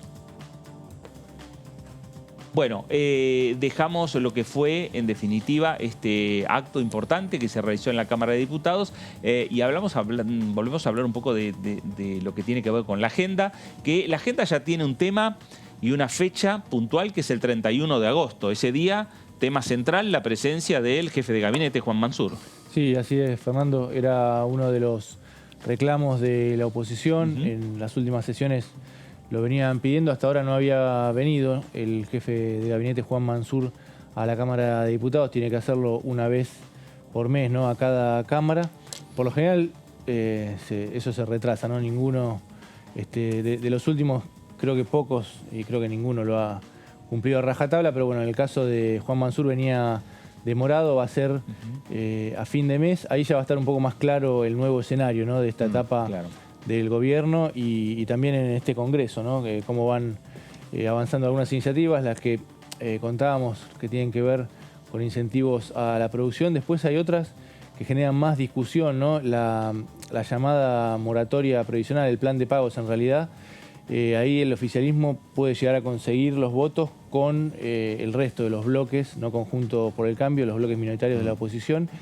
Y después hay otras que generan alguna discusión interna en el oficialismo. Hay que ver cómo se salda en esta nueva etapa. Por ejemplo, el salario básico universal, que eso es va a ser también interesante de verlo. Hay que ver si alguno de los anuncios de esta tarde de Sergio Massa tiene que ver con eso. Claro, y que el flamante diputado Marino, que juró en la jornada de ayer, cuando en el momento de la jura juró por el salario básico universal, sumándole un ingrediente más a la situación interna del bloque del Frente de Todos, donde este tema también está en ebullición, en momentos de discusión, a partir de la propuesta que hizo el diputado Itaí Hackman en la Cámara de Diputados de la Nación. Diputados Televisión dialogó con Alejandro Vilca, diputado nacional del Frente de Izquierda, sobre no solo sobre la agenda, sino también lo ocurrido en la jornada de ayer en la Cámara de Diputados. Vamos a ver qué es lo que decía Alejandro Vilca a Diputados TV. Nosotros hemos presentado un proyecto. ¿Cuál es? Primero, ya, lo hemos presentado, quedó en comisión y que no lo quisieron tratar, de que es un aumento de emergencia junto con Nicole Caño y Miriam Bergman. Está bueno eso. Que cubre el costo de la canasta familiar y que el salario sea móvil según el inflacionario. Pero no terminan siendo parches esos aumentos de emergencia. Y te planteo otra. Nosotros ahora estamos presentando la reducción de la jornada laboral a 6 horas. Si eso vos lo aplicás en las 12.000 principales fábricas, sin reducir el salario... Eso lo banco. Eso lo votó. Creas 1 millón de puestos de trabajo. Eso lo votó. Lo hizo Alemania cuando unificó las dos Alemanias. Y también estamos planteando la necesidad de planes de obras públicas bajo control de los trabajadores, con todos esos fondos. Imagínate hacer obra pública hoy donde... Trabajadores y Estado no es lo mismo. Según tu concepción filosófica y política. El problema es que el Estado hoy, este Estado... Estoy hablando del Estado que vos imaginás. No, nosotros creemos que un Estado de los trabajadores, obviamente. Eso tendría que organizarse democráticamente, donde todos los sectores trabajadores... Pero digo, para que eso pase vos tenés que expropiar. Totalmente. Hoy, a ver, Horacio, hoy, ¿cómo no vamos a expropiar a aquellos que chantajean la economía, te extorsionan permanentemente con corridas cambiarias, con remarcar los precios?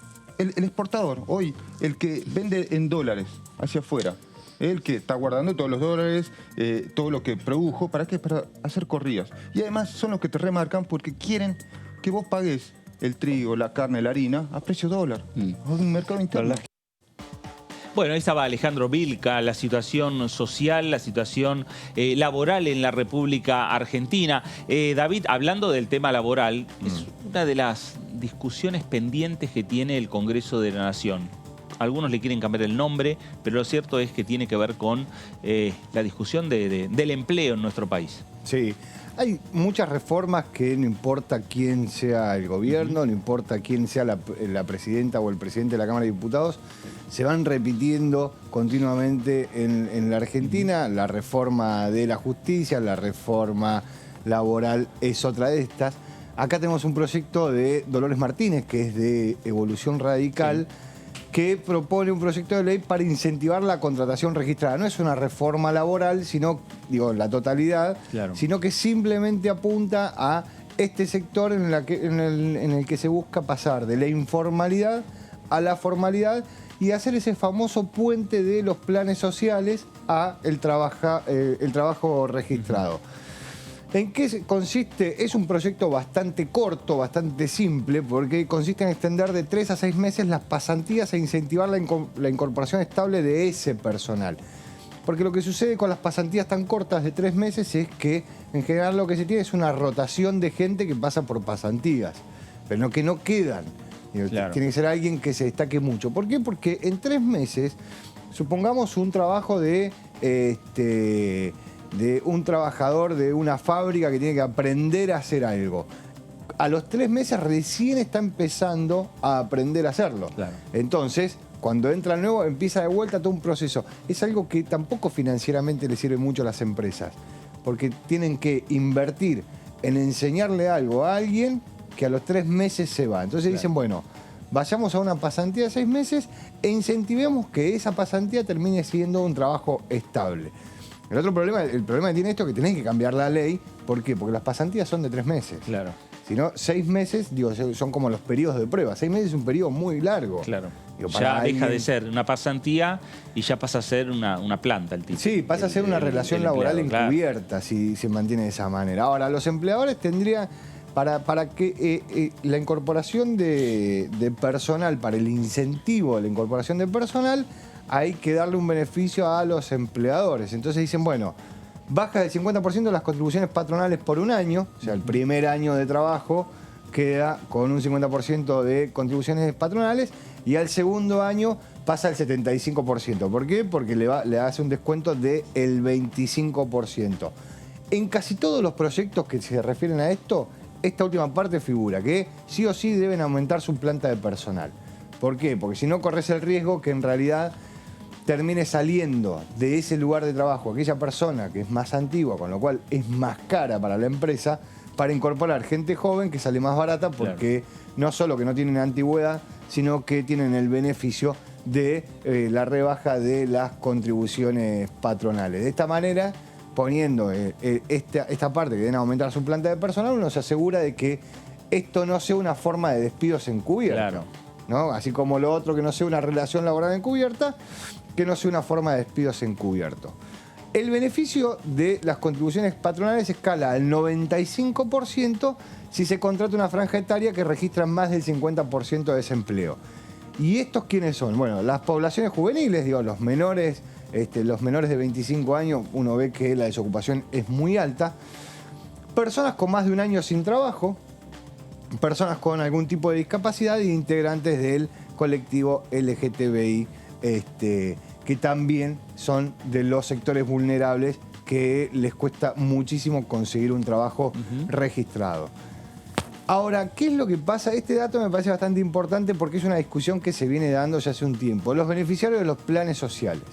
¿Sí? Hay en algunos sectores acuerdos para que aquella persona que tiene un plan social pueda entrar a trabajar de manera registrada y formal en una relación de dependencia y no pierda ese plan social. ¿Por qué? Porque supongamos, vamos a poner el caso de los trabajadores golondrinas. Son trabajadores que viajan de una provincia a otra para ir en los procesos productivos. Entonces van van a Río Negro a la recolección de manzana. Ahora, eso tiene un periodo corto de tiempo. Entonces, esas personas que hoy, por ejemplo, reciben un plan social, no viajan a Río Negro para hacer la recolección de manzana. ¿Por qué? Porque pierden el plan social por un trabajo de 3 meses. El plan social les dura todo el año. Claro. Entonces, después les cuesta mucho volver a conseguir trabajo y el riesgo es muy alto. Entonces, lo que propone es que aquellos beneficiarios de los planes sociales van a poder sostener el 50% del ingreso por un año. Ahora, la otra mitad de ese plan social, del otro 50%, lo va a cobrar el empleador. Entonces vos al empleador le estás dando un doble beneficio. Primero le bajás las cargas patronales un 50%. Y segundo, le das una parte del plan que cobraría esa persona, que obviamente después va a terminar siendo una parte de lo que le van a pagar del salario. Claro. Y este sería, en definitiva, un proyecto que le va a servir al empresario o al empleador, como también al trabajador. Sí, a mí me parece directa. A mí me parece que esto que sostiene el 50% del ingreso por un año, me parece bastante bueno en el sentido de que le quita ese temor de se queda sin trabajo y se queda sin ningún tipo de ingreso. Claro. Y aparte, después de un año de trabajo, bueno, por lo menos tiene el derecho de acceder a una indemnización, más o menos, dependiendo del trabajo que haga, pero una indemnización que va a poder discutir. De otra manera, en los 3 meses o en los 6 meses de pasantía no iba a poder acceder a una indemnización. Porque hay que pensar que esta persona hizo todo ese recorrido, hizo los 6 meses de la pasantía más un año de contratación. Claro. Y a la hora de empezar a discutir la relación laboral, esos 6 meses se calculan. Entonces termina siendo 1 año y medio de indemnización. Este es uno de los tantos proyectos de reforma laboral que hoy hay en la Cámara de Diputados. Hay uno de los tantos proyectos de lo que se discute todo el tiempo, que es el pasaje de los planes sociales al trabajo registrado. Veremos, digo, Massa cuando era diputado hablaba todo el tiempo de este famoso puente de los planes sociales al trabajo registrado. Veremos si ahora, en los anuncios que vamos a tener dentro de un par de horas, 7:30 de la tarde, 8 de la noche, dice algo o hay algún plan respecto de esto, más teniendo en cuenta que está cerrada la cantidad de planes sociales que se pueden otorgar. Claro, bueno, y este proyecto lo que marcaría también, en definitiva, es ver la posibilidad no solo de generar fuentes de trabajo, este proyecto de Dolores Martínez, de Evolución Radical, no solo generar puestos de trabajo en franjas muy particulares que tienen que ver con los jóvenes. Es verdad que la franja de los menores de 25 años es una franja de alta desocupación en la República Argentina, sino también la posibilidad de convertir los planes sociales en trabajo registrado, que es el objetivo. David, a ver, ese proyecto que vos hablás de Sergio Massa fue el que estuvo acompañado por Cristian Ritondo. Claro, el que estuvo acompañado por Cristian Ritondo, y obviamente apunta a un sector en la generación de oficios, digo, que es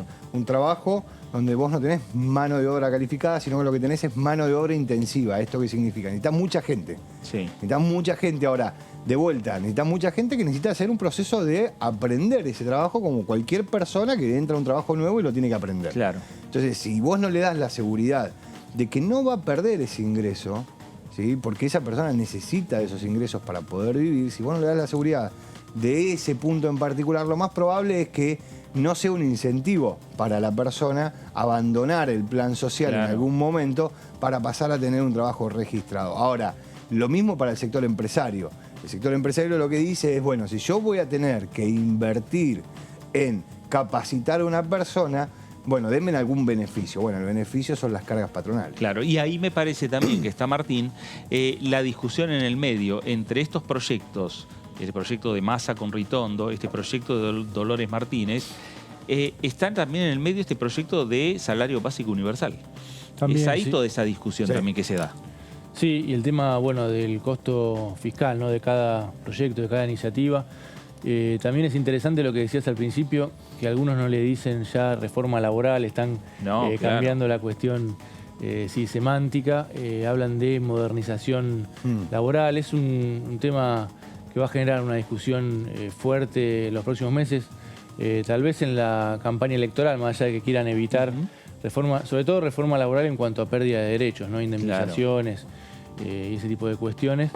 Ahí en la oposición hay como dos sectores, otra vez no recortados, uno más duro. Mauricio Macri dice que va a ser inevitable avanzar con una reforma que él no pudo que pasara este Congreso, ¿no?, en 2017. La idea de Macri era, después de la reforma previsional, seguir con la reforma laboral que la habían presentado. Eran algunos puntos, modificaciones a la ley del contrato de trabajo, al cálculo de indemnización, aportes patronales. Había también un régimen de capacitación para pasar de los planes sociales al empleo. Quedó frenada principalmente en el Senado, ¿no? Sí. Los senadores dijeron que no iba a pasar, con la CGT estuvo una fuerte resistencia. Bueno, Macri dice que en este caso va a haber que avanzar en 2023 en caso de que Juntos por el Cambio vuelva al poder. Del otro lado hay otro sector que dice que no, que va a ser más importante atender cuestiones como la inflación, cuestiones de macroeconomía, y que eso puede incluir algunas cuestiones que tengan que ver con el empleo, pero como decís vos, no hablan de reforma laboral, sino de modernización laboral. No, claro, me parece que una sola fuerza política que quiere impulsar una reforma laboral, una reforma tributaria, una reforma previsional, va a ser difícil que cruce en definitiva el Congreso de la Nación. Me parece que hay que trabajar en conjunto, oficialismo, oposición. Se verá en el 2023 quién es oficialismo, quién es oposición, pero lo cierto es que se tiene que trabajar en conjunto los diferentes actores, incluso la CGT, los empresarios, la CTA. No queda otro camino que la búsqueda de consenso, porque ya se vio que por separado, fuerzas políticas por separado, quererlas impulsar de prepo es muy difícil que cruce el Congreso de la Nación. Bueno, y hablando de salario básico universal, que también es otra de las discusiones que se está dando por estas horas, por ahora en el seno del oficialismo, el diputado nacional Marcelo Casareto, de la provincia de Entre Ríos, del bloque del Frente de Todos, decía lo siguiente. Siempre ha habido, digamos, un nivel de pobreza que ha ido creciendo en los últimos años y se ha estacionado, más allá de los números tremendistas que dan en algunos medios, está entre 35 y 40% estabilizado ahí, en los últimos 2-3 gobiernos. Y eso es un nivel alto, ¿está? Entonces, ahora se han creado empleos, pero el poder adquisitivo de los salarios es relativamente bajo o ese trabajo es informal. Entonces, eso son tareas pendientes. Lo que uno pretende es que haya actividad económica plena, que haya trabajadores con salarios reales que superen esa canasta, que tengan obra social, que tengan jubilación. Eso es lo que nosotros queremos como peronistas y que es lo que queremos como Frente de Todos. Pero es una circunstancia complicada, por la pandemia y por la guerra. Si nosotros, cada vez que vamos a hablar de la Argentina, nos olvidamos de la pandemia y nos olvidamos de la guerra, nos equivocamos. Porque hoy Gran Bretaña e Italia no tienen gobierno porque han caído por las consecuencias del aumento de los precios de los alimentos y el aumento de los precios de la energía. Pues si a mí no me importa nada, bueno, sí tiene que importarte. Porque hoy la Argentina, ¿por qué necesita dólares? ¿Y por qué? Yo repasaba medidas posibles que puede tomar Massa y su equipo. ¿Por qué tiene que tomarlas? Porque hoy estamos pagando 100 millones de dólares por día de importación de energía. Bueno, ahí estaba el diputado nacional Marcelo Casareto, presidente de la Comisión de Industria de la Cámara de Diputados de la Nación. El tema es el salario básico universal. Martín, ¿qué podemos decir respecto a este proyecto que presentó el diputado Itaí Hackman? Sí, vamos a repasar, Fernando, los principales puntos. Vamos a ver, decíamos antes, hay una discusión pendiente en el oficialismo, en el Frente de Todos.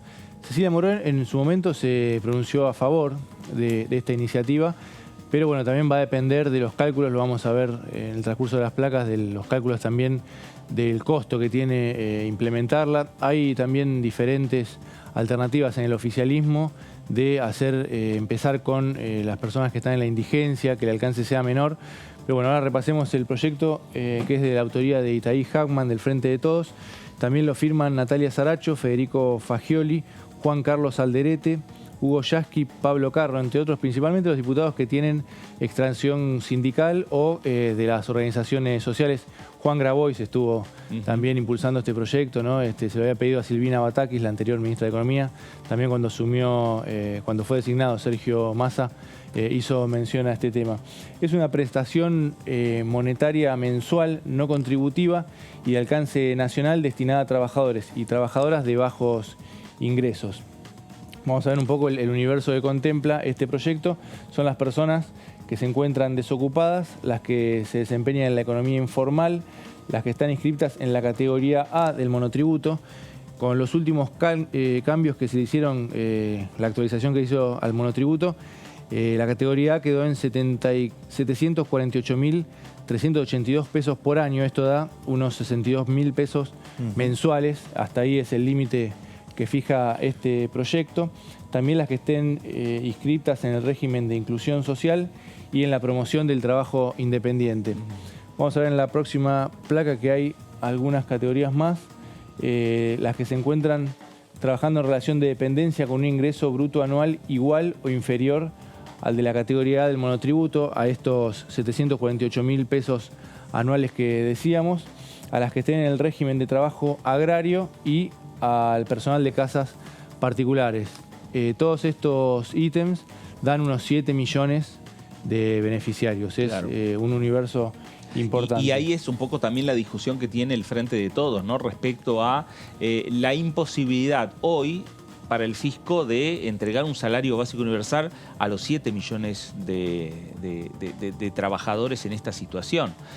Por eso también hay algunos, vos bien decías, Martín, segmentar la República Argentina, ver de qué manera se puede ir avanzando en que el Estado esté presente, pero también mirando lo que tiene que ver como algo muy importante, el tema de los recursos. Así es.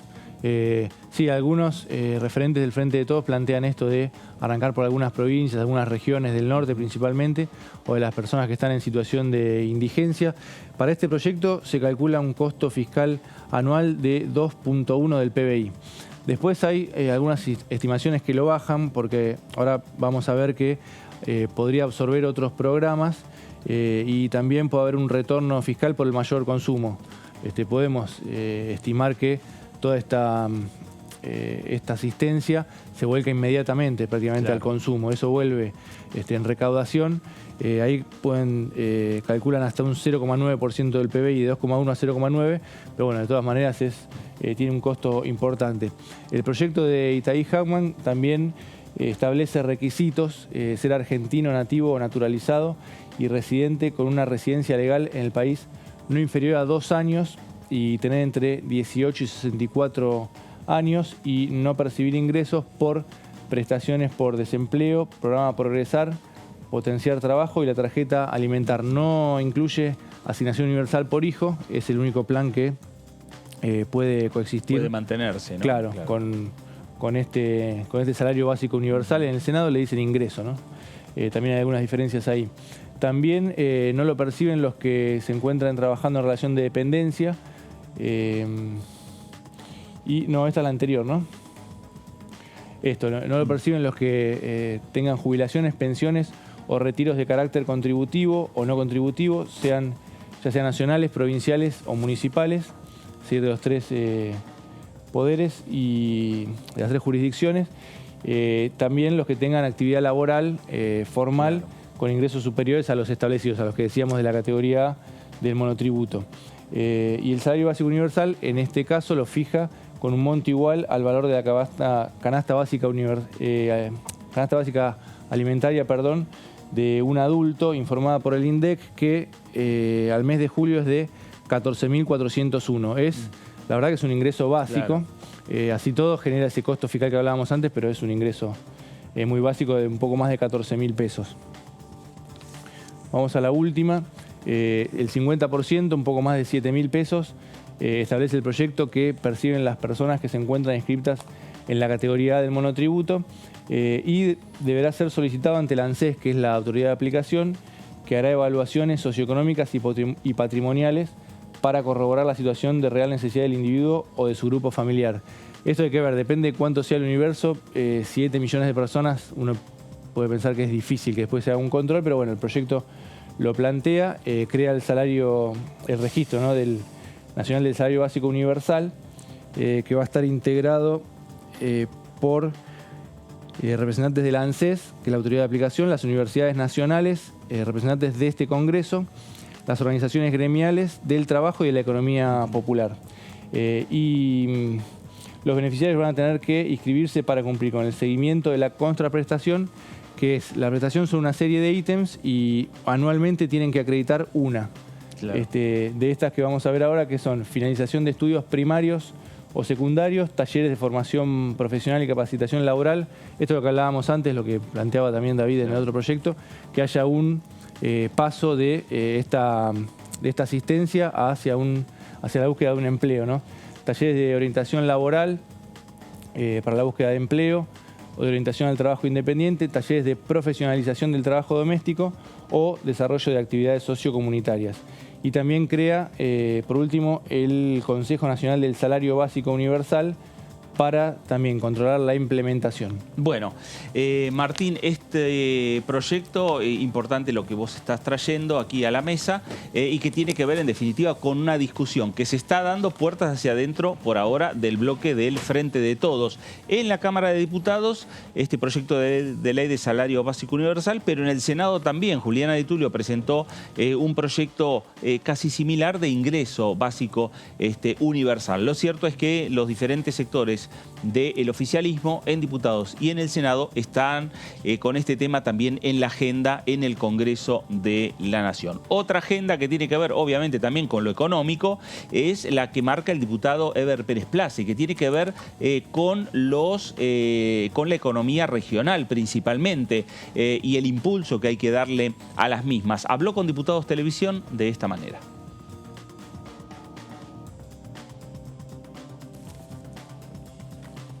Bueno, ahí vamos a estar. Vamos a estar enseguida con la palabra del diputado Eber Pérez Plaza, que es el diputado nacional del Frente de Todos por la provincia de Mendoza, hablando sobre el tema de las economías regionales. Una de las aristas de la economía también más importantes como movilizadoras y motorizadoras de ingresos para las diferentes regiones de la República Argentina. Cuando se habla de las economías regionales, se está hablando de las pymes. Y es ahí también donde se le presta mucha atención, porque los que más entienden sobre este tema, los que más entienden sobre el tema del empleo, las pymes son motorizadoras indispensables. Sí, son las principales generadoras de trabajo, básicamente, de puestos, lugares de trabajo. A las grandes compañías, está bien, digo, contratan mucha gente, pero la puerta de entrada muchas veces son esas pymes familiares que trabajan en las economías regionales. Claro, exactamente. Y también, obviamente, dentro de las discusiones que tiene el Congreso de la Nación, dentro de las discusiones que hoy están en la Cámara de Diputados, está el proyecto de ley de agroindustria, que ya en su momento fue defendido por el entonces ministro del área, Julián Domínguez. Eber Pérez Plaza decía lo siguiente. No estamos en una situación de que estamos sobrados, todo lo contrario, digamos, hoy día tenemos que estar más unidos que nunca y más creativos y dar el doble del esfuerzo de lo que venimos realizando. No estamos en una situación donde tenemos muchas cosas por mejorar y que corregir para poder generar un clima favorable en el sector privado, para poder contener al sector social, digamos, que tenga la posibilidad de tener trabajo, de generar empleo, pero es como yo les estaba haciendo el ejemplo y vuelvo al tema del ejemplo del vino. Nosotros hoy día, en la góndola, hay un acuerdo en donde no se puede subir para tratar de contener los precios el 5%. Cuando nosotros tenemos faltante de insumos en el sector, automáticamente el precio, por ejemplo, el papel de que se imprimen las etiquetas subió el 50%. ¿Y por qué aumentó el 50%? Porque no hay papel. Entonces tenemos que corregir esas cuestiones. Digamos, no está, es como el precio de las cubiertas. Cuando faltan las cubiertas para el tractor, por ejemplo, digamos, los que la tienen no saben cuándo van a reponer y ahí empieza la especulación de subir por una cuestión natural, que vendo y no sé a cuánto voy a recuperar esta. Y no se puede suplantar por papel producido acá en el país, no hay. No tenemos, porque tiene que ser el papel de etiqueta, tiene un proceso en donde se llama por atrás una lámina que es no frost, que es para que no se pele cuando se roza con botella, para que el consumidor llegue a un producto presentado. Tiene que tener, digamos, el stamping que se llama, que son las letritas doradas que a veces vemos en las etiquetas. Todo eso se produce acá, pero la materia prima viene de afuera. Claro. Y no la producimos nosotros. Claro. Entonces necesitamos ser ágiles en ciertos puntos, porque por más que queramos controlar los precios, perjudicamos a la economía y sobre todo las economías regionales. El tema del vino no aporta tanto como lo de la soja. Por eso siempre divido un poco. Yo nunca entendí. Ahora uno entiende. Una botella de vino que consumimos todos para la mesa cotidiana, que valía un vino promedio, 200, 300, 400, hablando de un buen vino. ¿Sí? Se fueron a 1.000 pesos. Sí, y eso tiene... 1.000 pesos. Y yo le voy a explicar, lo que menos vale en sí es el producto vino. Digamos, porque lo que está dentro. Lo que está dentro. Lo que estamos vendiendo es corcho, etiqueta, cápsula, separadores, cajas de cartón, pues lo mismo pasa con... Digo, ¿cómo puede ser que un paquete de medio kilo de yerba paguemos casi 600 pesos? Y me dicen lo mismo. cuando vos tenés que ese papel que viene encerado para que...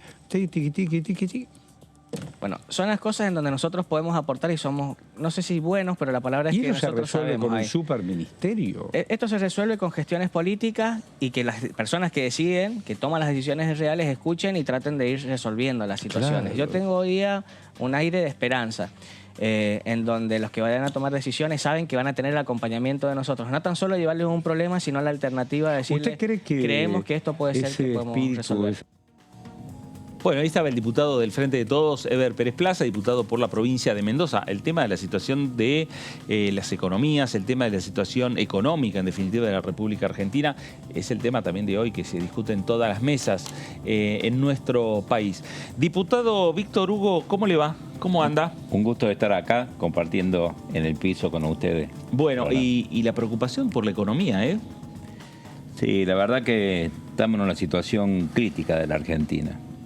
Una situación donde tenemos un importante déficit fiscal, ha habido una política de expansión monetaria, un incremento del gasto, ha habido un rebote luego de la caída del 2020 del Producto Bruto Interno, pero hay un problema fundamental, se ha afectado la distribución de los ingresos en la Argentina, una caída en términos reales del salario, ni hablar del tema de las jubilaciones, un incremento de la pobreza y básicamente producto de ese déficit que se financia con emisión monetaria, pero ahora con endeudamiento interno.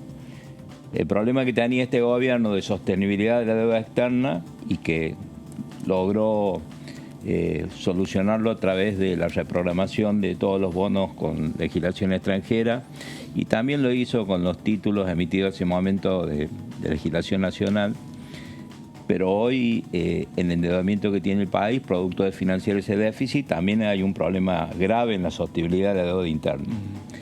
Quienes prestan a través de los títulos, ya sea las entidades bancarias, los fondos comunes de inversión, que en definitiva son los depositantes los que a través de los bancos le confían su depósito a través del plazo fijo y lo demás, empiezan a ver un Estado que cada vez crece su endeudamiento, producto de que siempre se gasta más de lo que ingresa, sube el déficit, y hay un problema importante porque es tanto el volumen del endeudamiento que empiezan a incrementar los costos en la tasa de interés y achicar los plazos por el tema riesgo.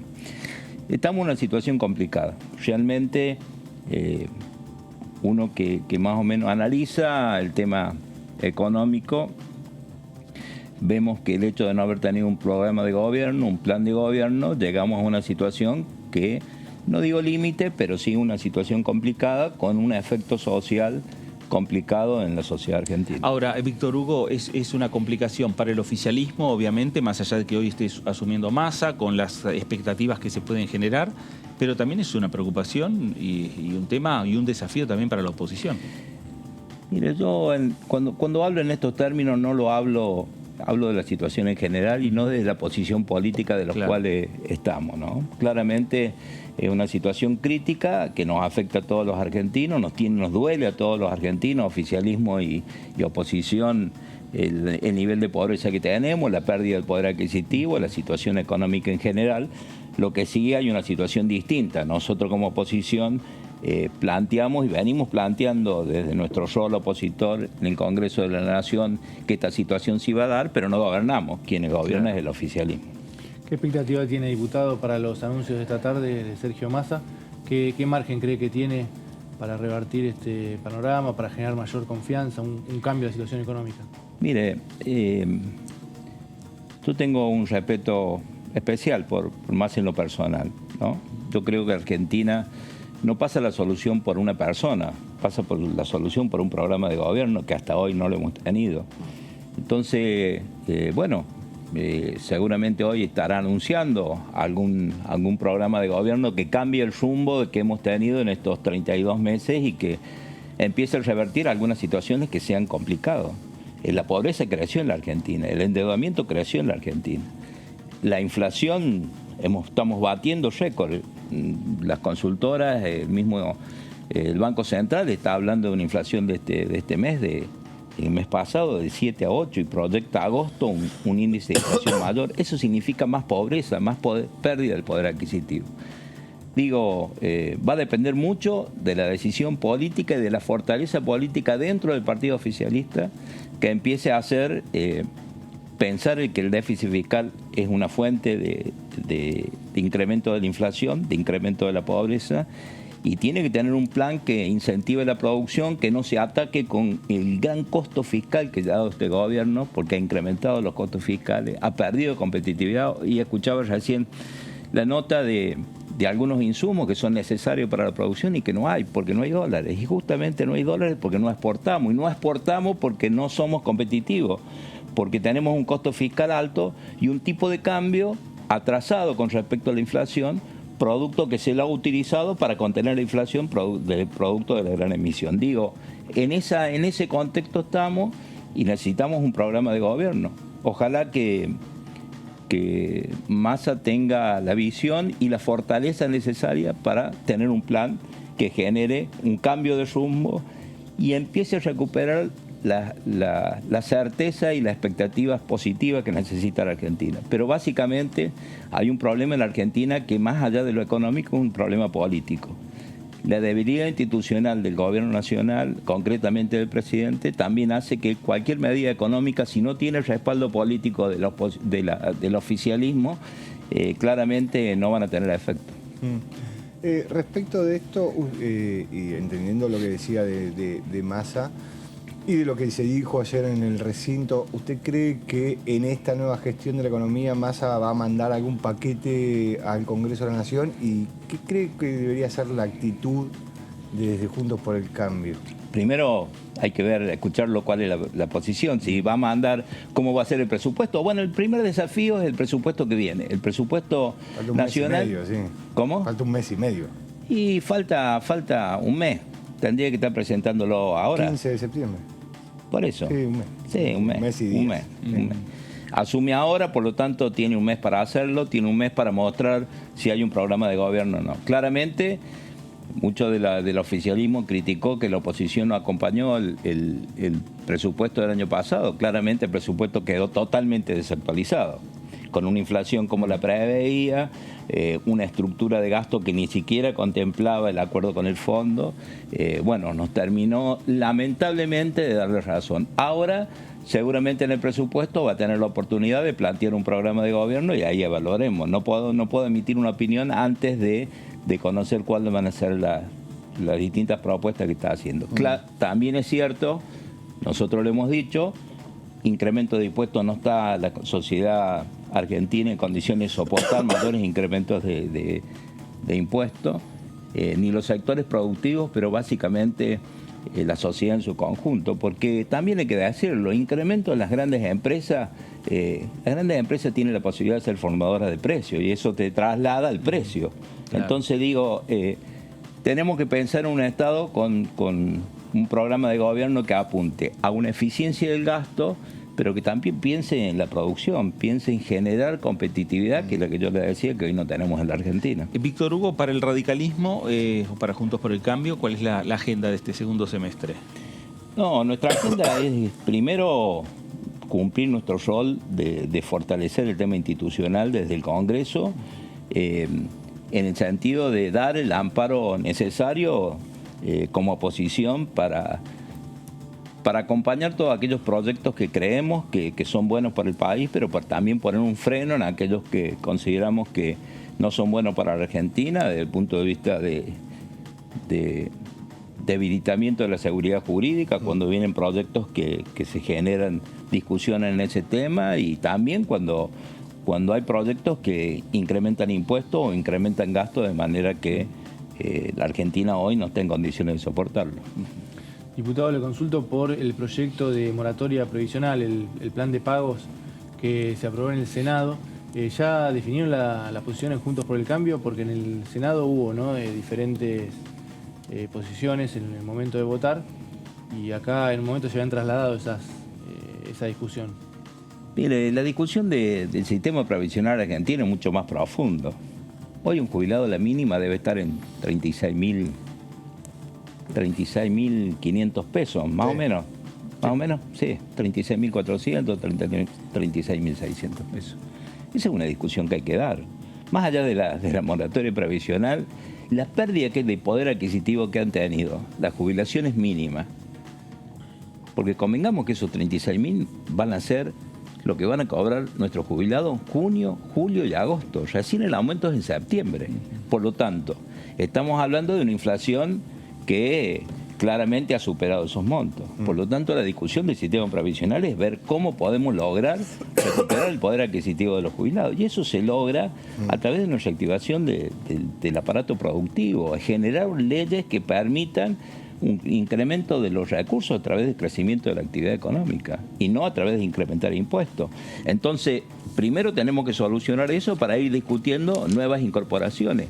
Es cierto que hay mucha situación en la Argentina donde mucha gente no ha aportado y requiere alguna asistencia. Bueno, habría que estudiarlo profundamente esa asistencia y ver cómo se financia y no a través de un sistema de jubilación donde claramente se castiga el que aportó toda su vida y que termina jubilándose con valores que tenemos hoy y que no llega ni siquiera a los niveles de indigencia. Es una discusión mucho más profunda que una reforma jubilatoria. Hay el argumento del oficialismo en que en este caso hay un sistema de un pago, ¿no?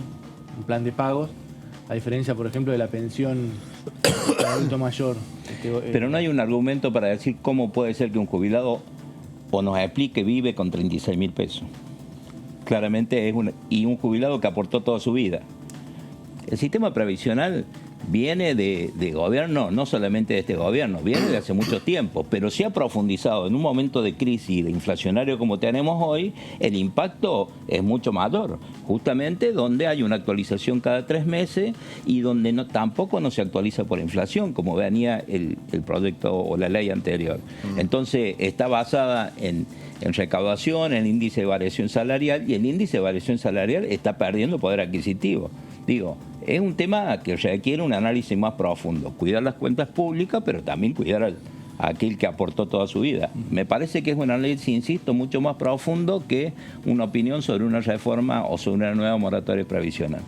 Ahora, respecto de esto, y lo venimos hablando antes, hay como 4 reformas que se hablan todo el tiempo que son necesarias para la Argentina, pero que no suceden. No importa qué gobierno sea, no importa quién sea oficialismo, reforma judicial, reforma impositiva, reforma previsional, reforma laboral. O sea, todos los oficialismos en algún momento plantean esto de hacer reformas. Digo, ¿qué posibilidades hay en este contexto de paridad de la Cámara de Diputados de ponerse a trabajar, digo, entendiendo lo que usted decía, que esto es un parche, ponerse a trabajar en una reforma previsional? Digo, que no sea para este año, que no sea para el año que viene, pero que sea. Mire, en primer lugar le comento, hoy desde las 11 hasta que terminó y vine para acá, estábamos trabajando en nuestro bloque con la Fundación ALEN, con la Fundación del Radicalismo, donde justamente nos juntamos con los equipos técnicos, con cada uno de los representantes que están trabajando en las distintas áreas para trabajar en proyectos como estos, ¿no? Primero, que los cambios que necesita la Argentina se tiene que hacer con una fortaleza política e institucional. Claramente es así. No hay margen de hacer un cambio si primero no tenés mayoría en el Congreso y aparte no tenés una fortaleza política para introducirlo.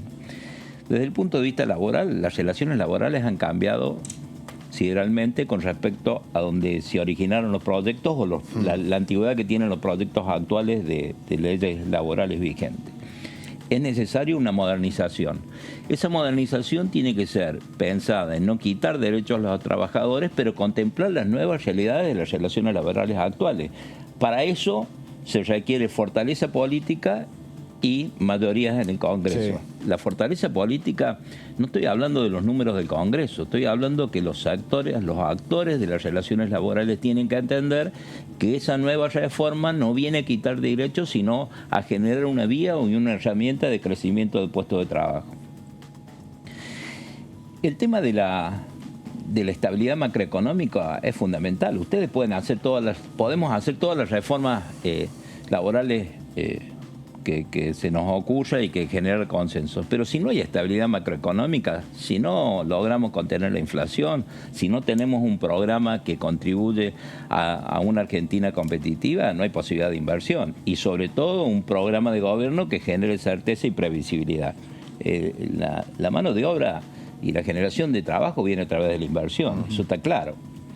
Ahora bien, con respecto al tema tributario, bueno, hay que pensar en un programa que no haga como ha hecho este gobierno, que inclusive en plena pandemia ha incrementado el costo impositivo. Y hoy tenemos los resultados. Haber incrementado el costo impositivo, hoy tenemos los resultados. Una Argentina que no es competitiva, insisto, además de haber retrasado el tipo de cambio y que se utilizó el tipo de cambio como un ancla de inflación luego de financiar el déficit con emisión monetaria. Requiere también de un programa de gobierno integral. Y ese programa de gobierno integral, insisto nuevamente, tiene que tener una fortaleza institucional y una fortaleza política. Para que se den estas condiciones, tenemos que empezar a trabajar en proyectos. La elección del 2023 creo que va a ser una oportunidad para que cada uno de los partidos políticos presenten un proyecto en serio en la Argentina. Yo creo que no hay más margen para seguir votando proyectos que no tengan un sustento real y que esté basada en el eslogan y que en definitiva cuando se ponen en la práctica no tienen los efectos, porque venimos de una caída de hace mucho tiempo. ¿Los proyectos de la Fundación Alem coinciden con los proyectos de la Fundación Pensar? Bueno, pero esta es la discusión que tenemos que dar internamente en Juntos por el Cambio. Nosotros creemos que Juntos por el Cambio va a estar fortalecida cuando el radicalismo esté mucho más fortalecido en esa alianza, y ahí es donde estamos trabajando. Tenemos en algunos muchas coincidencias, pero también tenemos diferencias que tenemos que saldarlas. Y también tenemos que luego definir quiénes van a ser del espacio de Juntos por el Cambio que van a liderar esas propuestas. Y nosotros pretendemos que exista, que esa propuesta la lidere un radical, un presidente radical. Bueno, estamos trabajando en eso. Para eso hay que, primero, tener un buen diagnóstico del país, y es muy bueno estos encuentros del bloque del radicalismo porque tenemos, aparte de la visión de los equipos, también tenemos una visión federal de lo que pasa en cada una de las provincias, y luego plasmar, como se está haciendo, concreto en un proyecto de gobierno que genere soluciones a la situación actual de la Argentina. Ahora, Víctor Hugo, y en el medio de este tema y de esta interna, ¿no?, que en definitiva va a tener el radicalismo, ¿usted lo ve consagrando un candidato que, por ejemplo, hoy parecería que va a ser el gobernador de la provincia de Jujuy, Gerardo Morales? Vamos a trabajar. ¿O van a esperar? No, nosotros estamos trabajando, primero, como dijimos antes, de manera responsable, más allá de las aspiraciones que han dado cada uno de los candidatos que tiene el radicalismo a presidente, la responsabilidad de la que hemos hecho hoy. Trabajar en proyectos concretos, independiente de quién va a ser el candidato. Luego, seguramente, ese proyecto va a ser la bandera de nuestro candidato del radicalismo dentro de Juntos por el Cambio. Claro. Estamos cerrando el programa. ¿Van a insistir, Víctor Hugo, con el tema de la ley de alquileres? Bueno, el tema de la ley de alquileres es una ley que vamos a seguir debatiéndola, pero hay un problema que es fundamental. Más allá de la ley y de las visiones que podemos tener en los sistemas de actualización, del plazo de los contratos, acá hay una coyuntura que es imposible de solucionar con ley. Cuando estamos diciendo que tenemos una inflación del 8%, del 7%, una inflación que vamos a llegar al 46, 47 cuando se la conozca dentro de 12 meses, dentro de 12 días, claramente no hay ley que pueda solucionar el problema del alquiler que sufren los argentinos que están alquilando. Víctor Hugo, gracias. Muchas gracias a ustedes. Gracias. El diputado Víctor Hugo Romero, diputado nacional por la Unión Cívica Radical, diputado integrante también de Juntos por el Cambio. Los debates que se vienen aquí en esta Cámara de Diputados de la Nación. David, gracias. No, gracias a vos. Martín, gracias. Gracias, buenas tardes. A usted también, gracias por estar ahí. Quédese en la continuidad informativa de Diputados Televisión, seguir teniendo más opiniones de los legisladores nacionales y seguir conociendo lo que son los proyectos que están aquí en el Congreso Nacional. Gracias, esto fue el análisis por aquí, por DTV. Nos reencontramos.